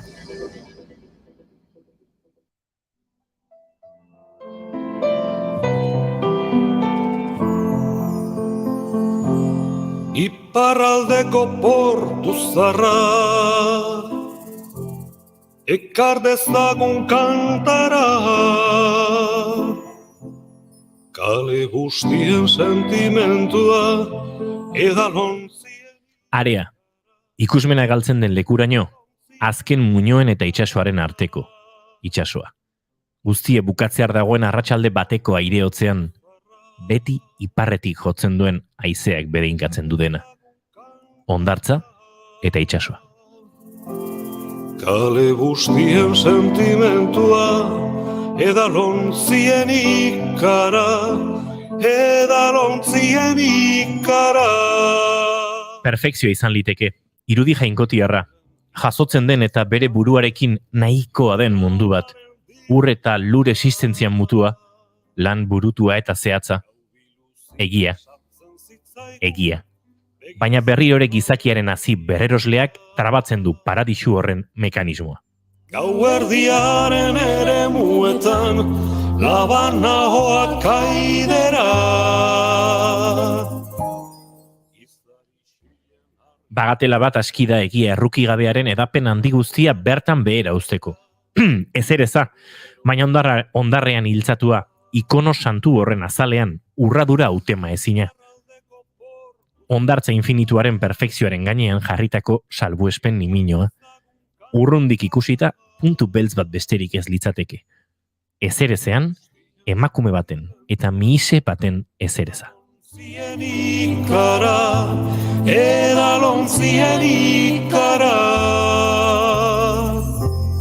txanton berri ez erosi. Alessandro Barikoren Ozeano Mar liburuaren lehen bi parrafoak euskeratzeko baimena hartu dut, alaxe bukatzeko, hondartza batean emakume bat eta mihise bat, eta esan nezake izan daitekeela gure gaurko hurrengo gonbidatu emakume hori eta mihise bat haren sorkuntzarako leiho infinitu bat. Telefonaren bestaldean dugu, eta ongietorria emango diogu noski bigarren kafera. Nere Ariz Navarreta, arratsaldeon. Arratsaldeon, zelako ongietorri ederra. Bai, gainera Fran Lasuen, girotzen pixka bat aurkezpena. Zegertatzen zaizu itxasoarekin azken garaian Nerea? Alde batetik Marianorekin ipuin kontaketa itxasondoko ipuinak azken ikuskizuna, beste alde batetik Gorakada taldearekin Kelonia eta itxasoa. Alaxe da, bai, ez dakit itxasoa joka daukat, hor nonbait, ez dakit espazio txikietatik oso handietara pasatzeko gogoa edo. Auskalo, batzutan horrelakoak ere gertatzen dira sorkuntzetan. Hasten zara zerbaitekin eta gero proiektu paralelo batean, gai berdina edo gauza berdinak ateatzen dira. Eta olatu kreatiboak etortzen direnean, surfeatu bergara gainean, ez? Hori da, bai, hori da, surfeatu beharra dago. Bai. Bueno, konta iguzu pixka bat, itxasondoko ipuinak, Mariano Hurtadorekin batera, ez dakit, zein da azken apostu hau? Begira, guk beti azken aldean daramatzagu ipuinak musikarekin uztartzen, eta ni gehiago antzesten, eta Mariano gehiago musikarekin laguntzen, ez da? Horrengo honetan, nahi denduan pixka bat haratago eraman, eta antzestuago egitea. Piskat antzestuago egitea, ordan estenografiaz baliatu izan gara, eta baita Marianon dote interpretatiboetaz ere. Eta honekin esan nahi dudana, ipuin bat adibidez itzal antzerki bidez kontatzen dugula, eta beste bat piratena, itxasontzi estenografian daukagun itxasontzi batikin, eta horretaz baliatzen gara, ipuin saio hau dago bideratuta oso txikien entzat. Bastakit, aur txikien entzat, lautik aurrera, irutik aurrera, orduan, baita ere nola visualki eta musikalki entretenitu, ezta? Eta gure bidaia horretan, itxasoan inguruko bidaia horretan eraman, trikimailu edo herramienta ezberdinetaz balio izan gara, ez? Eta geratu da, antzestuago kontua, Mariano Olan klaun ikutu batekin ere, eta egia esan, gure sorkuntzan ere, pizkat hasten, bat abesteaz ikasten. Ni gehiago abesten eta bera gehiago antzesten. Kutsatzen zarete elkar. Hori da. Julenek ezagutzen du aspalditik Marianoi, Mariano, musikaren munduan ibili garen okedo, Marianoren izena bintzat noski ezaguna egiten zaigula, Mariano Hurtado, besteren artean hortxe, Inoren Eroni taldean, Ananirekin ere ikusi izan dugu, hemen Tolosan bertan, Jon Urbizurekin, Adi taldean, Baxujole bezala ere ikusi genuen, izen handia noski, Mariano Hurtado, eta nerea bide batez, utzi behar didazu hemen txatean, Gorka Santestebanek ere agurtu zaituelako, nerea atxaldeon, aspaldiko, haze irakasleona izan dudan antzerkian. Esateko fetxak non egongo dan. Jatorra, Gorka. Bai, ke guai.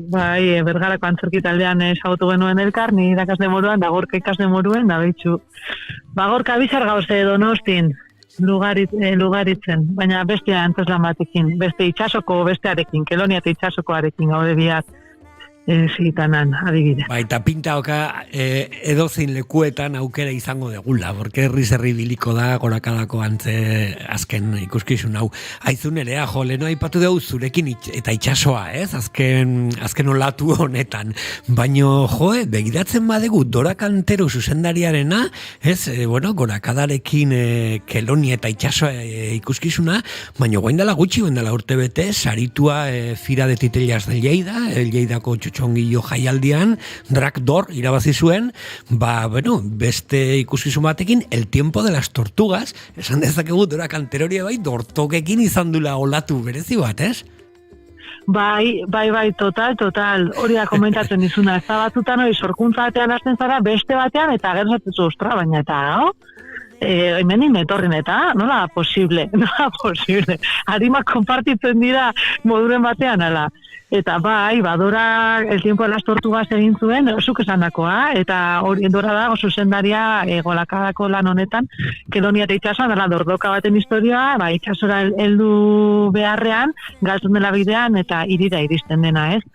Eta, bueno, pixkatere lanak bereizteko, bai hartu zituela alako, oinarri batzuk edo, ez, pianoa ez erabiltzea, bere proiektuan pianoa dago, eta, gurean dago biola, Maider López ari dela biola zuzenean jotzen, Maider eta bio gaude eskenatoki gainean, eta marabila bada Maiderrekin lan egitea, eta, hori, aipatu zuen bezala, Fran Lasuen musika zegoen orain jarrita hasieran, eta Fran Lasuene konposatu du lana, eta, Jo, zeoparita ze plazerra horrelako taldearekin, ekipoarekin lan egiten, Dora zuzendaritza, aipatu dugu Fran Lasuen, Maider López musikaria zuzenean, edo, ez dakit, zeopari, ez dakit, inbidia sentitzet. Bai, ez dakit, egisa esan, izan da, niretzat ere opari bat izan da, eta gero Kataluniarekin dakan harremana azkenean Dora dago, baina gero eszenografian ere Martigi doi dago, eta jantzi gintzan Polet, eta, da pixkat Doran ekipua, ero, han partekatzen duten taldia dia, han Katalunia eske beste mundu bat bezalakoa da, egon ginen ere pixkat sortzen, eta beste mundua da. Antzerkiarekin dagoen lotura, sakonagoa, zaharragoa, eta horri enpapatzea pixkatere hori ere oparitxoa izan da. Eta orain ja argia ikusi duela proiektuak, nola jarraitzen duen. Oparia izaten jarraitzen duen, edo zibilbide daukagun, guk pozik gaude, eta ze gertatzen orain. Benta badaude emanaldiak erakusteko lana, eta ez da gutxi. Nik egia esan irrikitan ikusteko, abestitxurako historio bat, historio xamurta divertigarria, dortoka baten historioa, ez dakit objetu teatrua, nik uste dut osagai guztik ditu, jendari gonbidatzeko, ikuskizun honekin disfrutatzeko. Bai, eta familia ikuskizuna da, eta hori azmarratu nahiko nuke, bai da txikientzako, baina helduek ere gustora ikusiko dute. Bai, daude mezuak txikienentzat eta daude mezuak ere helduagoentzat. Orduan da pixkat elkarrekin ikusteko lana, eta bai, banpalina batzuetan gertatzen da, antzerkiaren atzekaldea ikusten dugu, eta horren gertatzen den historioa da, bertan dauden instrumentu fundak eta kontzertu bat gertatzear dago, eta, bertan dagoen objetuekin kontatzen da dortokaren historioa.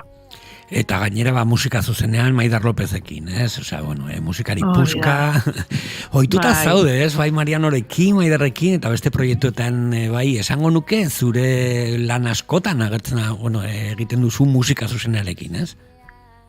Azkenean ez da arteak beti elkarri laguntzen diote gauza kontatzerako orduan, eta musikani txikitatik jaso izan dut inguruan, eta orduan joera daukat uztartzeko, eta beti laguntzen diote elkarri. Antzerki munduan ibiltzen da jendia hola dinotik klasetan jasotzen edo egiten, ez da, estena honek nahiz eta musikarik zuzenean ez izan ritmoa non dagoen, edo ze musikalitate daukan, edo ze espazio dramatiko sortzen da, zera biltzen den vertikala, horizontala, eta ez horri izan daiteken lotura de eszenografia, arkitektura edo pinturakin, ez da. Orduan, nik igual musikala jotzen dut. Mila esker nere, ez dugu galduko Kelonia eta itxasoa, gorakadaren azken ikuskizuna, eta zurekin beste kafetxo bat hartuko dugu hemen, gure estudioan zuzenean. Musu handi bat nerea, eta eskerrik asko. Beste musu handi bat, eskerrik asko zueri.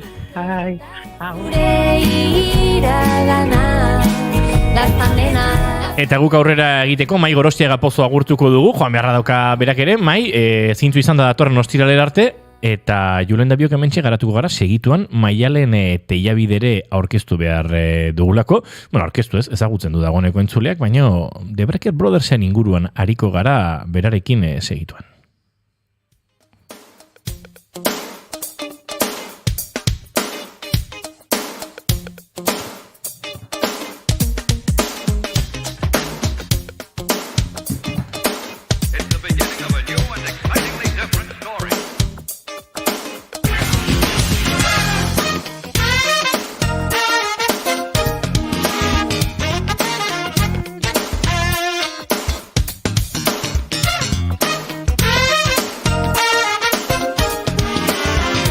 Maialen Teiabide, Arratsaldeon. Arratsaldeon. Zer da marabila hau?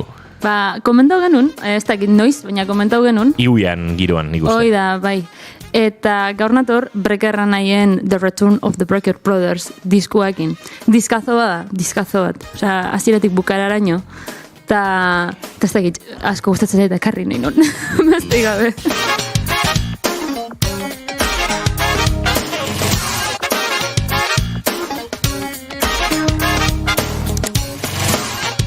Bueno, larota mabixan kaleratutako diskua da, 10 urteko etenaldian ondoren. Brecker nahiak 80ko hamarkadenez, 70 nahiko izen eraiki zuten, baientzako, baina gero konpromiso kontraktualak diala eta da hoie gauza guzti horiek, banandun berri izan zian, taldea banandun berri izan zuen, da bakoitzak bere karrera solituarioa garatu, bakarkako karrera garatu, da beste artista batzukin kolaboratu eta guztia, baina bueno, behingoz, 80ko hamarka hasieran berriro elkartu zian, da bi brekerrak, gaur rolako asko ongo dira. Bi breker. Bi breker anaisek eindako abestixak album baten bateratu zituzten, da hori The Return of the Brecker Brothers diskoa kaleratu zuten.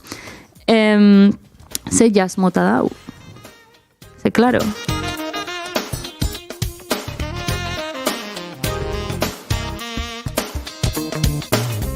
Zait, jazz funk jazz olako zari ditxizitzen daño, funk puntu bat badauka, ez? Bai, badauka, fijo. Nik gehiago hartuko nuke fusion kategorian, jazz fusion kategorian, ze Brecker Brothersek zerbait balimagate oso bere izgarria da, ez dutela estilo bakarrakin nazten, gero aurrera komentako ez, estilo azaldu daitezken, azaltzen diazen diskontan, baina bai, nik jazz fusion kategorian sartuko nuke, inkluso jazz rock kategorian. Ze igual geixo hurbiltzen da horra, momentu askotan.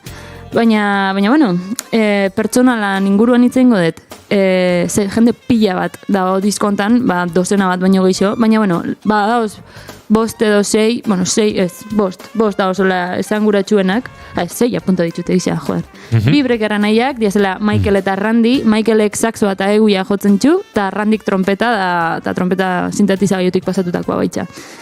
Michael Stern, hor gidoian jarriet pelazo, ze da pasada bat, Maialen Teiabide eta bere musikarien hilei erreferentziak, Beti, eske, atentzia ditzen diten zerbait da, kriston hile politak Michael Sternek, bueno, igual loan ja ez, baina 80ko hamarkadan, bai, gaina oso karakteristikoa, liso-lisua horpeira peatuta, da jotzen dunean muitzen da horrela en plan pelopanten, bai. Superpolita, bai.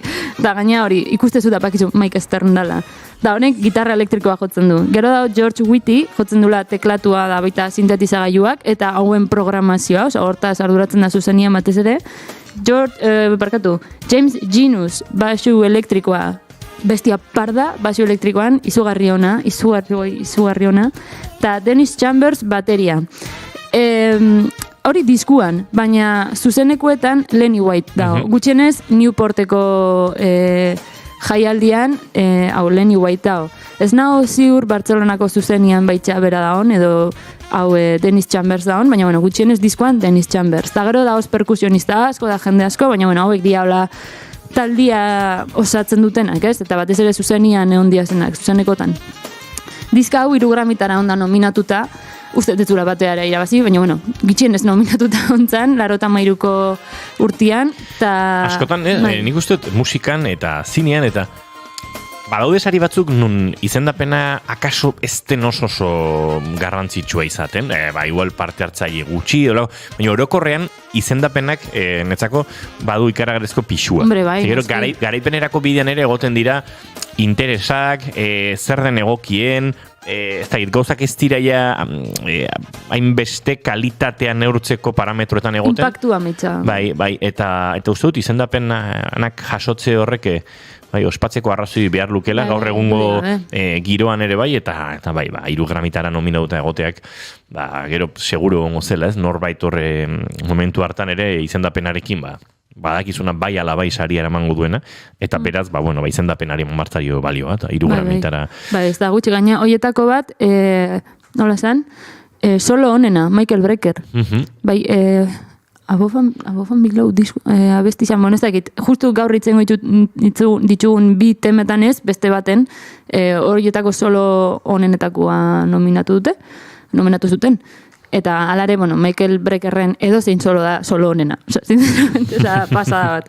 Baina, diska hontan, genero asko entzun ditezke oso eklektikoa, baina guztizia estetika berdinean barruan da, eta dala jazz fusion estilo hau, da batez ere, niri gogorarazten dira igual, flipa dengo zuen, baina, Rosalian azkeneko diskua, oso eklektikoa dela baitza momentu askotan, baina beti entzuten dezu patroi berdina edo soinu berdina, batez ere, timbrika berdina eta oidan, honekin zoze berdina pasatzen da. Ze disko hontan entzun dezakezu Rhythm and Blues, Big Idea eta On the Backside. Rock kutsuak dituzten abestixak, Song for Barry, gero itzengo duguna, eta Above and Below. Reggae tema bat dago. Osea, reggae bat dago. Reggae jazz edo ez dakit nola izan daiteken, baina That's All There Is To It, Afrikar doinu eta ritmoak, wakaria, bossa nova bat dago, sozinho, funk kutsuak dituzten temak, funka guztia dakate, baina hauetan bereziki nabarmeno dela, esferikal eta ropongi, eta shuffle bat, osea, tum, da holako bat ez, dela Good Gracious. Nik hori entzun unien izan zeko, ostras, gauza rarua izan entzuten, oso nasketa rarua, izugarren rarua.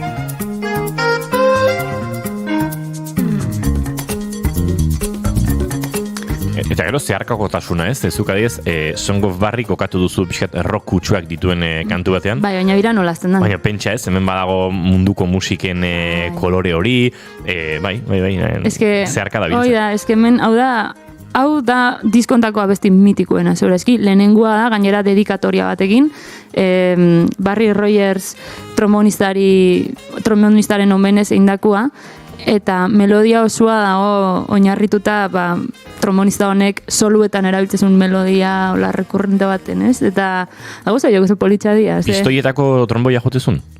Ez, hola indet, ez? Hola, barkatu. Bai, barkatu, ez, claro. Pistoietakoa ez, de baras.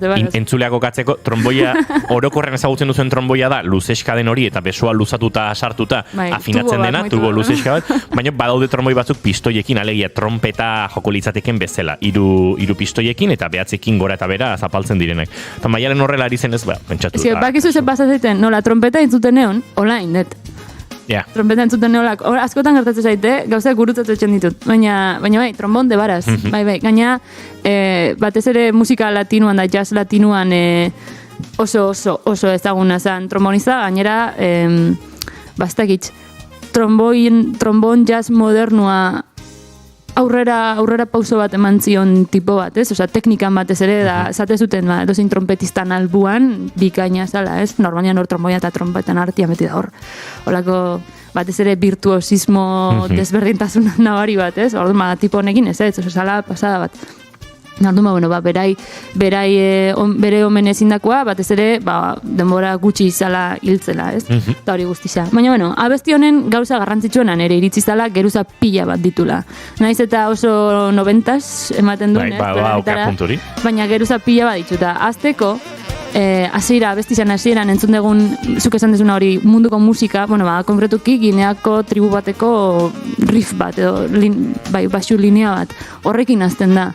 Da, zatezu da, mendik nolagoaz rockera, ez? Bapatian sartzen dalako. Gero baitza sintetizagailuen erabilera niri oso kuriosua iritze zait. Ze, bai, harmonia ematen du, noski, sintetizagailuek harmonia ematen dute, ze teklauan funtzioa da, baina nola programatuta dauzen, ez dakizen bat kapa, ba, oie guztiak teman erritmora kontributzen, nola esaten da? Kontribuir. Bai, deitzen dute, ez? Abestiaren erritmoari ekarpena egiten diote, Hori, edo? ekarpena egiten dizue. Orduan, ba, hori, ez dakitzela esan, hainbeste kapa daoz, hainbeste geruza daoz, sintetizagailuen artean, bai Brekerrek eta bai leheno komentatu izuten Wittik, bai ez, George Whitty, bai da, George Whitty teklistak programatutakoak, bai dana itxuet etxen da esatezu, hau dana bateria da, ez, osea, bateria da, bateria entzuten dezuna, baina gero beste konga hoiek eta segurazki aparte grabatuta dauzenak, baina beste hainbeste gauza, detaile oso txikixak, baita gitarrak etxen duna baita, dana erritmora erritmoari ekarpenak etxen dizue. Ostra, batu, lauka behartu dituten. Bai, bueno, erritmoari gehitzen diote, edo zerbait eskaintzen diote, ematen diote, bai. Hori da.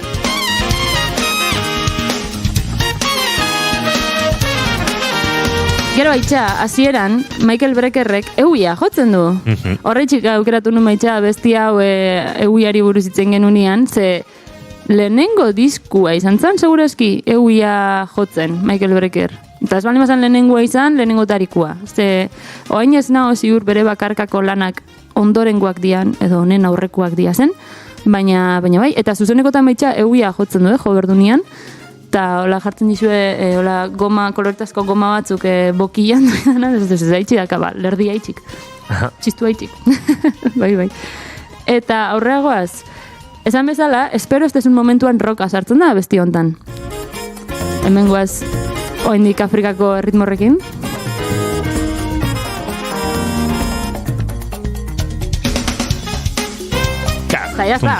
Tuntunka. Hori da, eta listo da, aldatu dugu atmosferaz, ez, guztiz.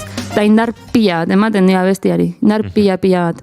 Neri, ez da, eta besti hau zuzenian zoramen bada. Zoramen bat, pasa, nik gomendatzen dizuet diskoa, baina gixo igual, bai Bartzelonako zuzenekoa da, Newporteko zuzenekoa ikustia, maravilloso. Baina, bueno, gero haitxa besti hontan, da hau ja, igual nere iritzi, ez dakit, komposizio aldetik ze gustatzen zaiten asko abesti hontatik da dia, zatien arteko trantsizioak. Ze igual bat pentsatu dezake tontakeri bat diala trantsizioak, baina abesti bat kohesioa emateko oso garrantzitsua dira. Bat ditxo hau.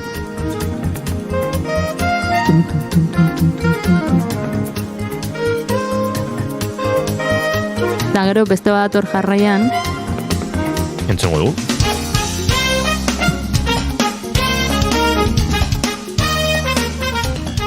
Honen jarraian beste bat hor.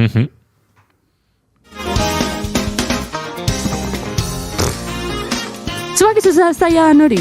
Bakizu zailan hori, osea, zuk aldezu hori idatzi, papelian, hau beti gertatzen da, zuk papelian esun dan aldezu idatzi, baina gero jo inber da. Ta danek jo berdue, ta danek ondo jo berdue, oso zaila da. Ta gainera, bale, grabaketan bai, eta zaigu dana esun dana, baina gero zuzenekoan baitxein inber da, ta danak emerdia loro hori datorrela. Gainera zatitxo hau, ez baldiman abiloker, dator solo baten ondoren. Orduan, klaro, enbertzea pendiente de, bale, honek bukatu du, hau dator.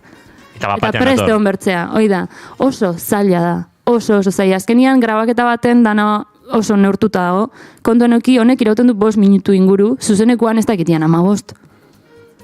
Ba, liteke. Eta edozin momentutan ez, bakizun noiz datorren, baina ez da hain kalkulatuta. Talare, atento enberdezu, erreakzionatzeko ez da bat errerzea da, bi konpaz dia, baina hor, gaixi jotzen bali maezu, niri horrelako gauza ikusten ditudanean, ez, horrelako zuzeneko bat, imaginatu ikusten ari nizela, eta une hori iristen da, eta esaten dut, zertan ari garagu musikan, bai. Horrelako jendea egonda, ez? Ja. Bai, eta gero, ez, bateristikoki Julen, entzuten ari zara, eta batzutan badirudi, bueno, hor dijoa. Eta batean iristen da konpas aldaketa bat, eta ritmoa patroia pulsuaten aldatu zaio, eta hor dago, kabroia. Bai, eta entzuten duzu azento bat, eta esatu duzu, kontra sartu du, eta ez da kontra, ez hor badago nunbaiten bera bakarrik, eta ez bera bakarrik, banda guztiak ikusi duen puntu batean, Eta esaten duzu, tira. Bai, eta ez dakit nola izena duten, ez dakit izena baduten, ez, baina batean badu ez da, terun kan tukutuk eta pakatukutu pan, eta hori dia beste nola daitea.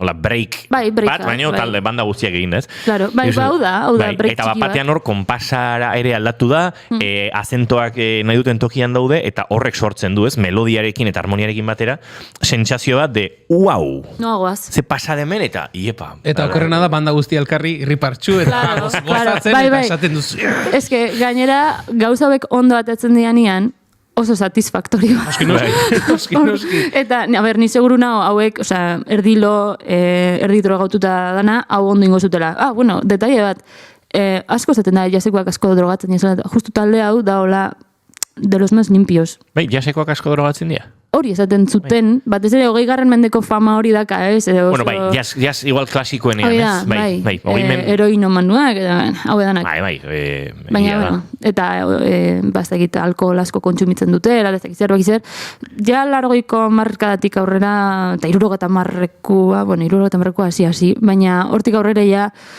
mito hau ja erortzen azten da, bueno, Miles Davis hor dago, ez?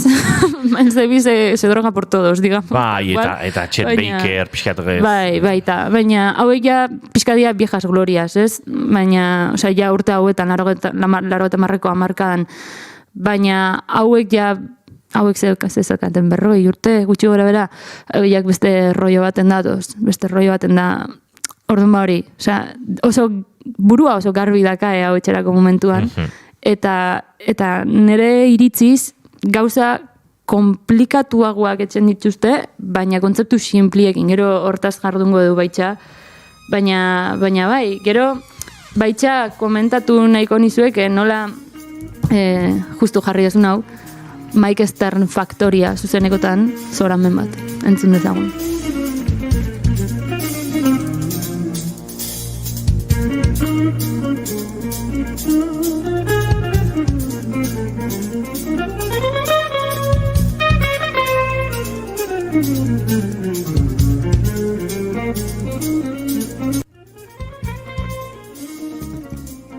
Bai, hor jeitxin da raro. Mike Stern gitarrista, zuzenekotan, asko ze protagonismo gehiago dauka, diskuan baino. Diskuan bere solua baitxa daka tema hontan, baina pixkat disimulatuta pasatzen da, edo ez da inpresente, ez? Ordia zuzenekoan ez dakitzean, 4-5 minutu, bera hor gitarrei egurra ematen, eta solua hola azten da, baina daka igoera bat izugarri da. Ez nu nahi geixo jarri, ez nu nahi potentiana jarri, nahi zoet, entzuten dunak eta interesa balimadak azue, YouTubeen aurkitzeko da flipa bengo zue. Eta horrekorrian solo danak bikainak diaz, baina ez dakitnik zer dakan Mike Sternek, oso ekspresiua pasada bat, bai. Haure bera ez dela esango nuke, esferikaliko zuzenean. Bai. Eta hori rock sentsazioa ondisagoa hartzen dute gainera, gitarra elektrikoa hola gehituz. Orduan, bueno, bai, osea, azten dia toki baten da nahi duen tokira duaz. Bai, pasada bat, ez dakit. Entzurliakin nahi duen atxen duen, ez dakit. Bai. Eta bukatzeko, tema honek daka zerbait oso berezisa bukaeran. Nik uste, osea, iruditzen zaitu alegoria moduko batez, tema poliki goruntzua, eta ia nabaritzen duzuen zerrekin diguan. Baxuen figatu.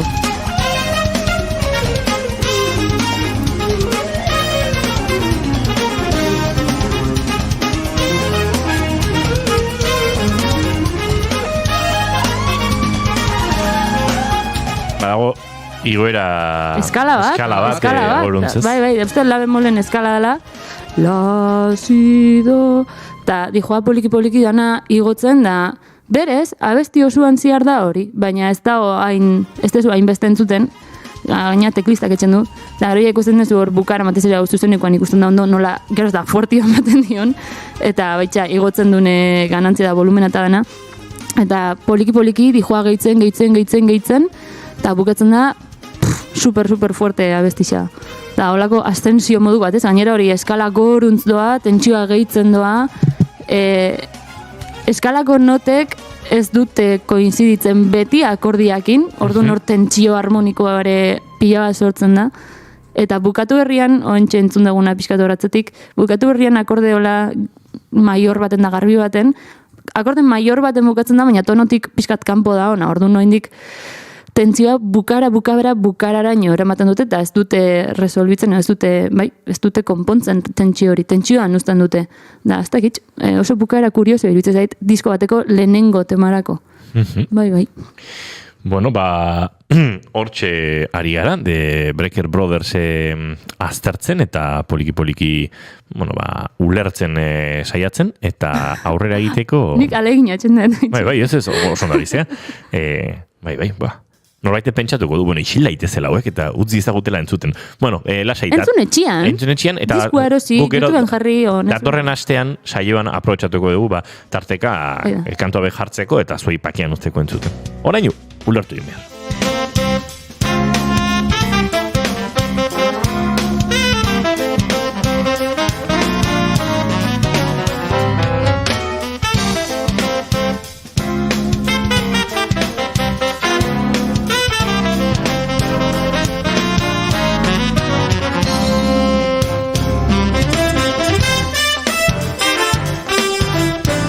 Dira 10 segundu pasatzen, zerbait gertatu gabe, pixkat belarriako latente jartzen dizkizuna. Bai, oida. Etengabe dago zerbait, epa.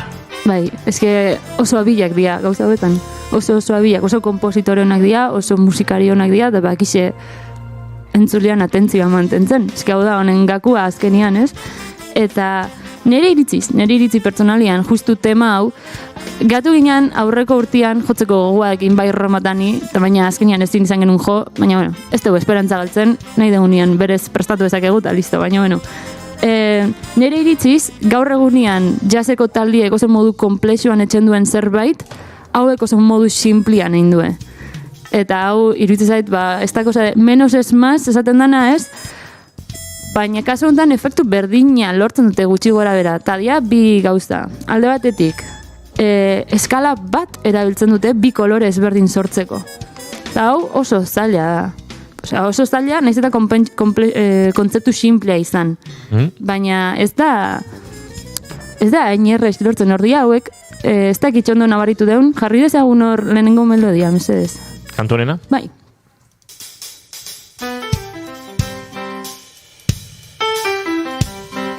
Hau introa da, urrengo errepikapenian hobeto haitzen da. Hora nahin.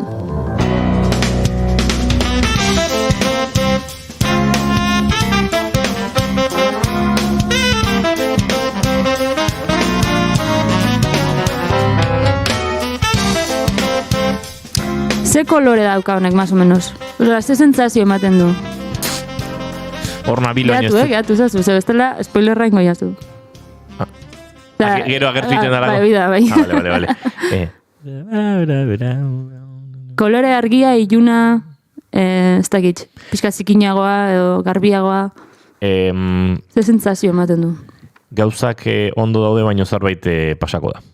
Sentsazio hori ematen dit. Suspense sentsazio ematen dit. Bai, pixkat desorekaren atarian bezala. Bale, entzun dezagun bigarren melodia.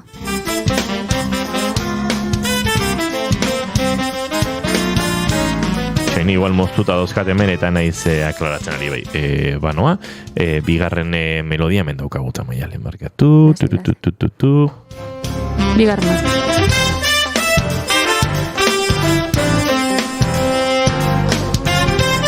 Ez zaizu iruditzen pixkat argitxuo. Bai, tensio hori resolbitu bezala egiten dela, ez dagoela ja. Eskala berdina da.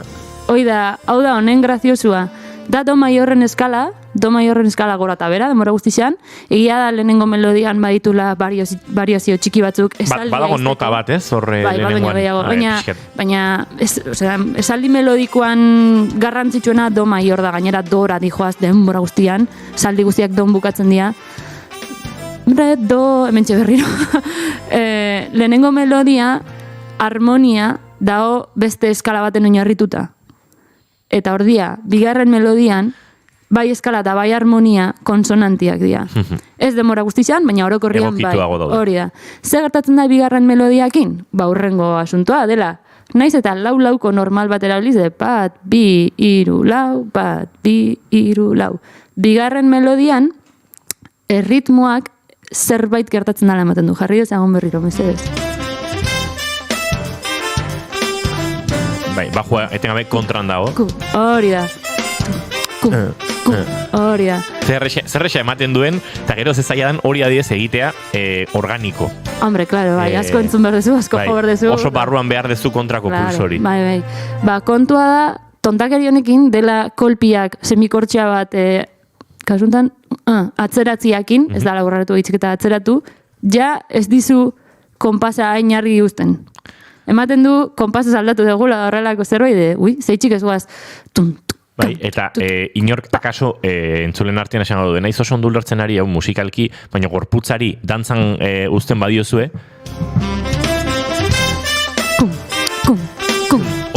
Gorputzak kolpe askatzen. Bai, hori da, oza, bada oso kontzeptu simplea dala, pulsoan sentsazioa atzeratzia kasu hontan, baina ez dute egiten konpas bate 13x8, ez dago amalgamarik, ez dago konpas aldaketarik, ez da konpasan barruan bertan, dazkazun baliabide simpleenekin tentsio ritmikoa sortzea. Orduan, claro, gaur egunean, justu kontzeptuak oso sofistikatuta daude, eta erabiltzen dira amalgama pila bat, eta ez dakizen bat hori atzerapen, da aurrerapen, da tempo aldaketak ez dakizer, eta kasu hontan, olakoik erabili gabe, efektu berdina sortzen dute edo oso antzekoa gutxienez.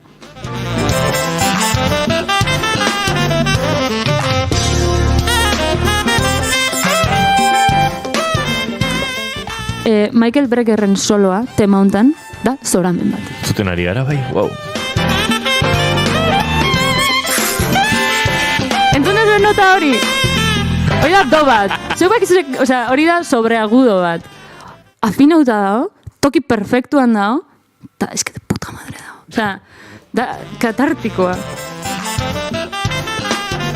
Hau, tenorrakin gerratzen ari da. Bai, oso altu dago nota hori. Bai.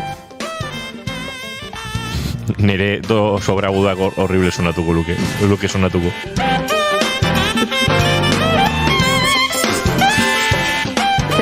Daude biolako soluan ziar. Ordia, zuzenikoa oso desberdina da, eta soloan hasiera oso desberdina da.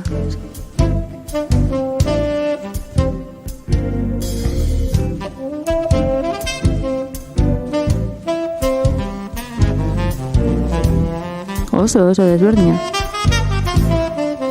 Bestia pixka rockeroagoa da, topxe jaseroago da, larez? Bai, kontua da, puntu hortara iristen dira zuzenian, baina puntu hontatik azten dira. Bidi asko zeluzio da. Diskuan, tijoaza piñon denbora guztian da, energia mantentzen duten denbora guztian, ze hori, 5 minututan edo, 6 minututan edo sartuta daun zerbait dalako. Ordia zuzenian, denbora gehiagoak garatzeko, eta hori dana diskurtsoa da, klaro, azten da oso desberdin. Eta hori, gauze komentatuta, introa entzungo dugu.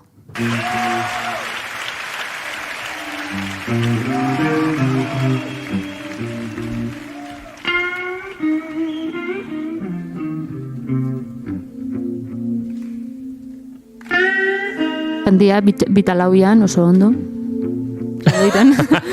Bartzelonako publikoa.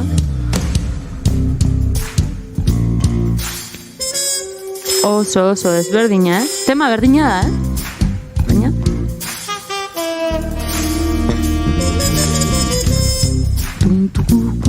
Hor, bajista ari zen soka bat sonatzen uzten bestea jotzen zituen bitartean. Bai.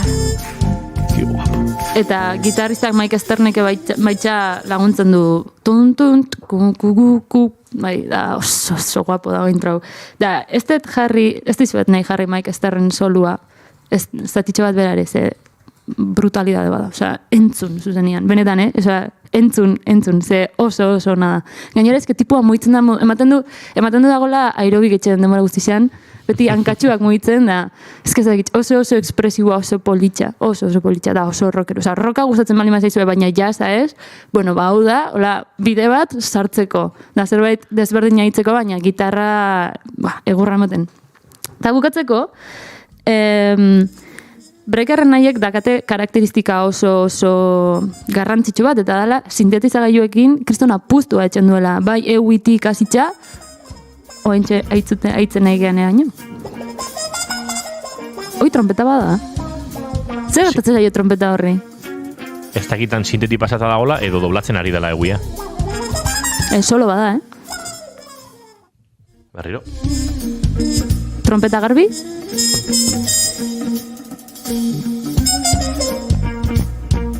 Barkatu ez esan, dauka guau efektua. Oida, guau efektua dauka. Pedalekin doa. Pedalekin doa, oida.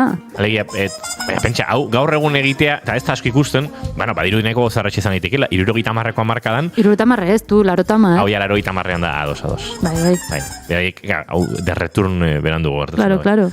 Bai, ala ere, 80ko hamarkadan ez da. Mikrofono bat, lurrera jetxi, pedaleratik pasa, eta handikin. Hori da. Eta dijoaz, gainera zuzenian ikusten da nola dijoazen aktibatzen, desaktibatzen, da hori dana. Bai, Michael eta bai Randy, bisak. Eta zuk ikusten duzu seta, eta daude 5 pertsona, da 80.000 katxarro. Osa, baina tal kual, kriston ekipo handia da, ez, baitxa da, esan berda, gaur egunien tamainak asko txikitu diaz, ez? Bai. 80ko hamarkadan indikan ekipo hori dana eramatia, lan asko zen da, bai gitarristan pedalak, bai saxuan pedalak, trompetan pedalak, sintetizagailua dago, 3 teklatukin, uste, kriston lan pila. Hau bukatzeko guakaria.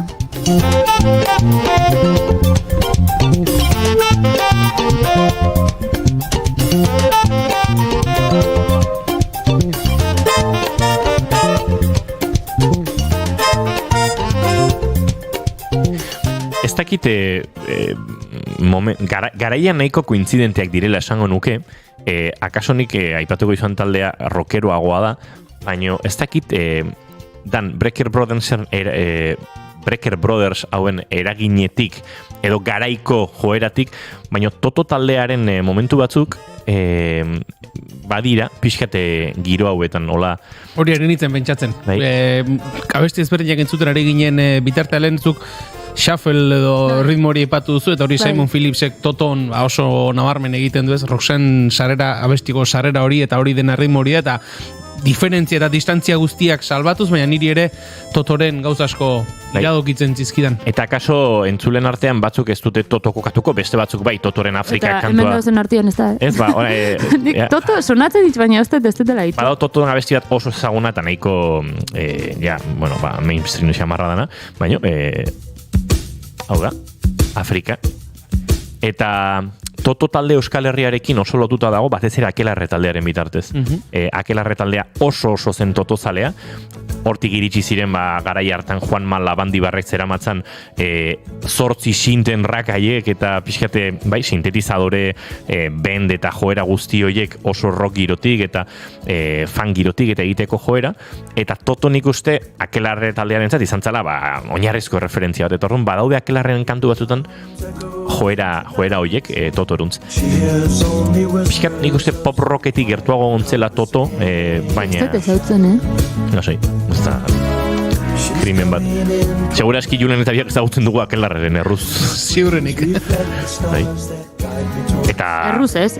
Erruz ez, ari esker hori da.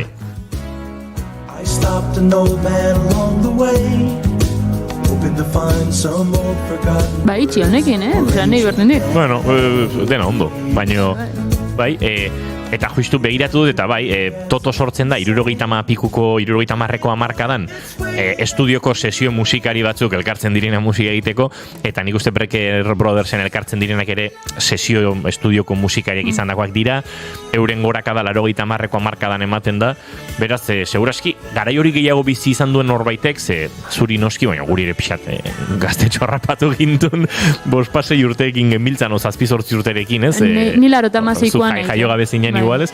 Egongo da, seguraski euren arteko... Hau oso tristia da nire partetik, baina nire lehenengo oroitzapen musikala King Africa. Nerea Laura Pausini. Hola, xatera da nire Asko musika. zobeto. Igual, hori bai. Joder. Baina, malenkoniarako joera kroniko hori nik uste badela hortik. Nidakat, argazki bat nire lagun Itziarrekin, Itziar Larramendi, Bixok, hola, movimiento sexy dantzatzen. 6 urte, ez genekin zertan eginan, baina oso pozik den bizak. Aizue, atzera egingo du, Akariara itzuliko gara, eta The Brecker Brothersekin amaituko dugu astea, eta agurtuko dugu Maialen Tellabidea, izu oso interesgarria, eta mertzi. oso aitortu behar dugu errealizazioaren ejekuzioanik egiten dudala, baina errealizazioaren plangintza maialenek eta audio hauek moztu eta dagokien tokien jartze hori ere bere meritoa da eta horrela erresago ulertzen da ze gertatzen ari da. Claro, mi esker. Eskerrik askazuri Maialen datorren ostiralean edo ikusiko dugu elkar. Bai.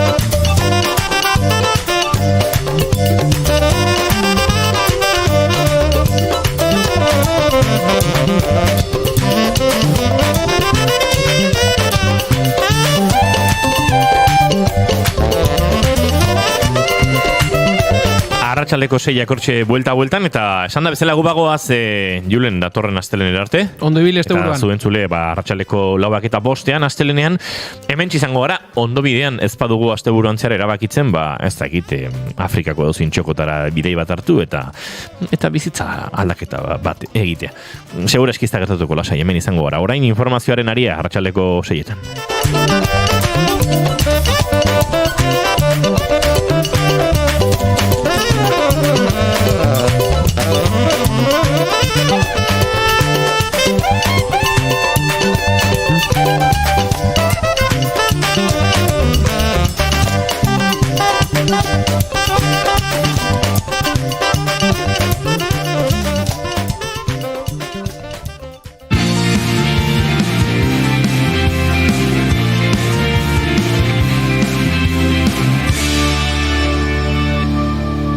Keep calm and bigarren kafea.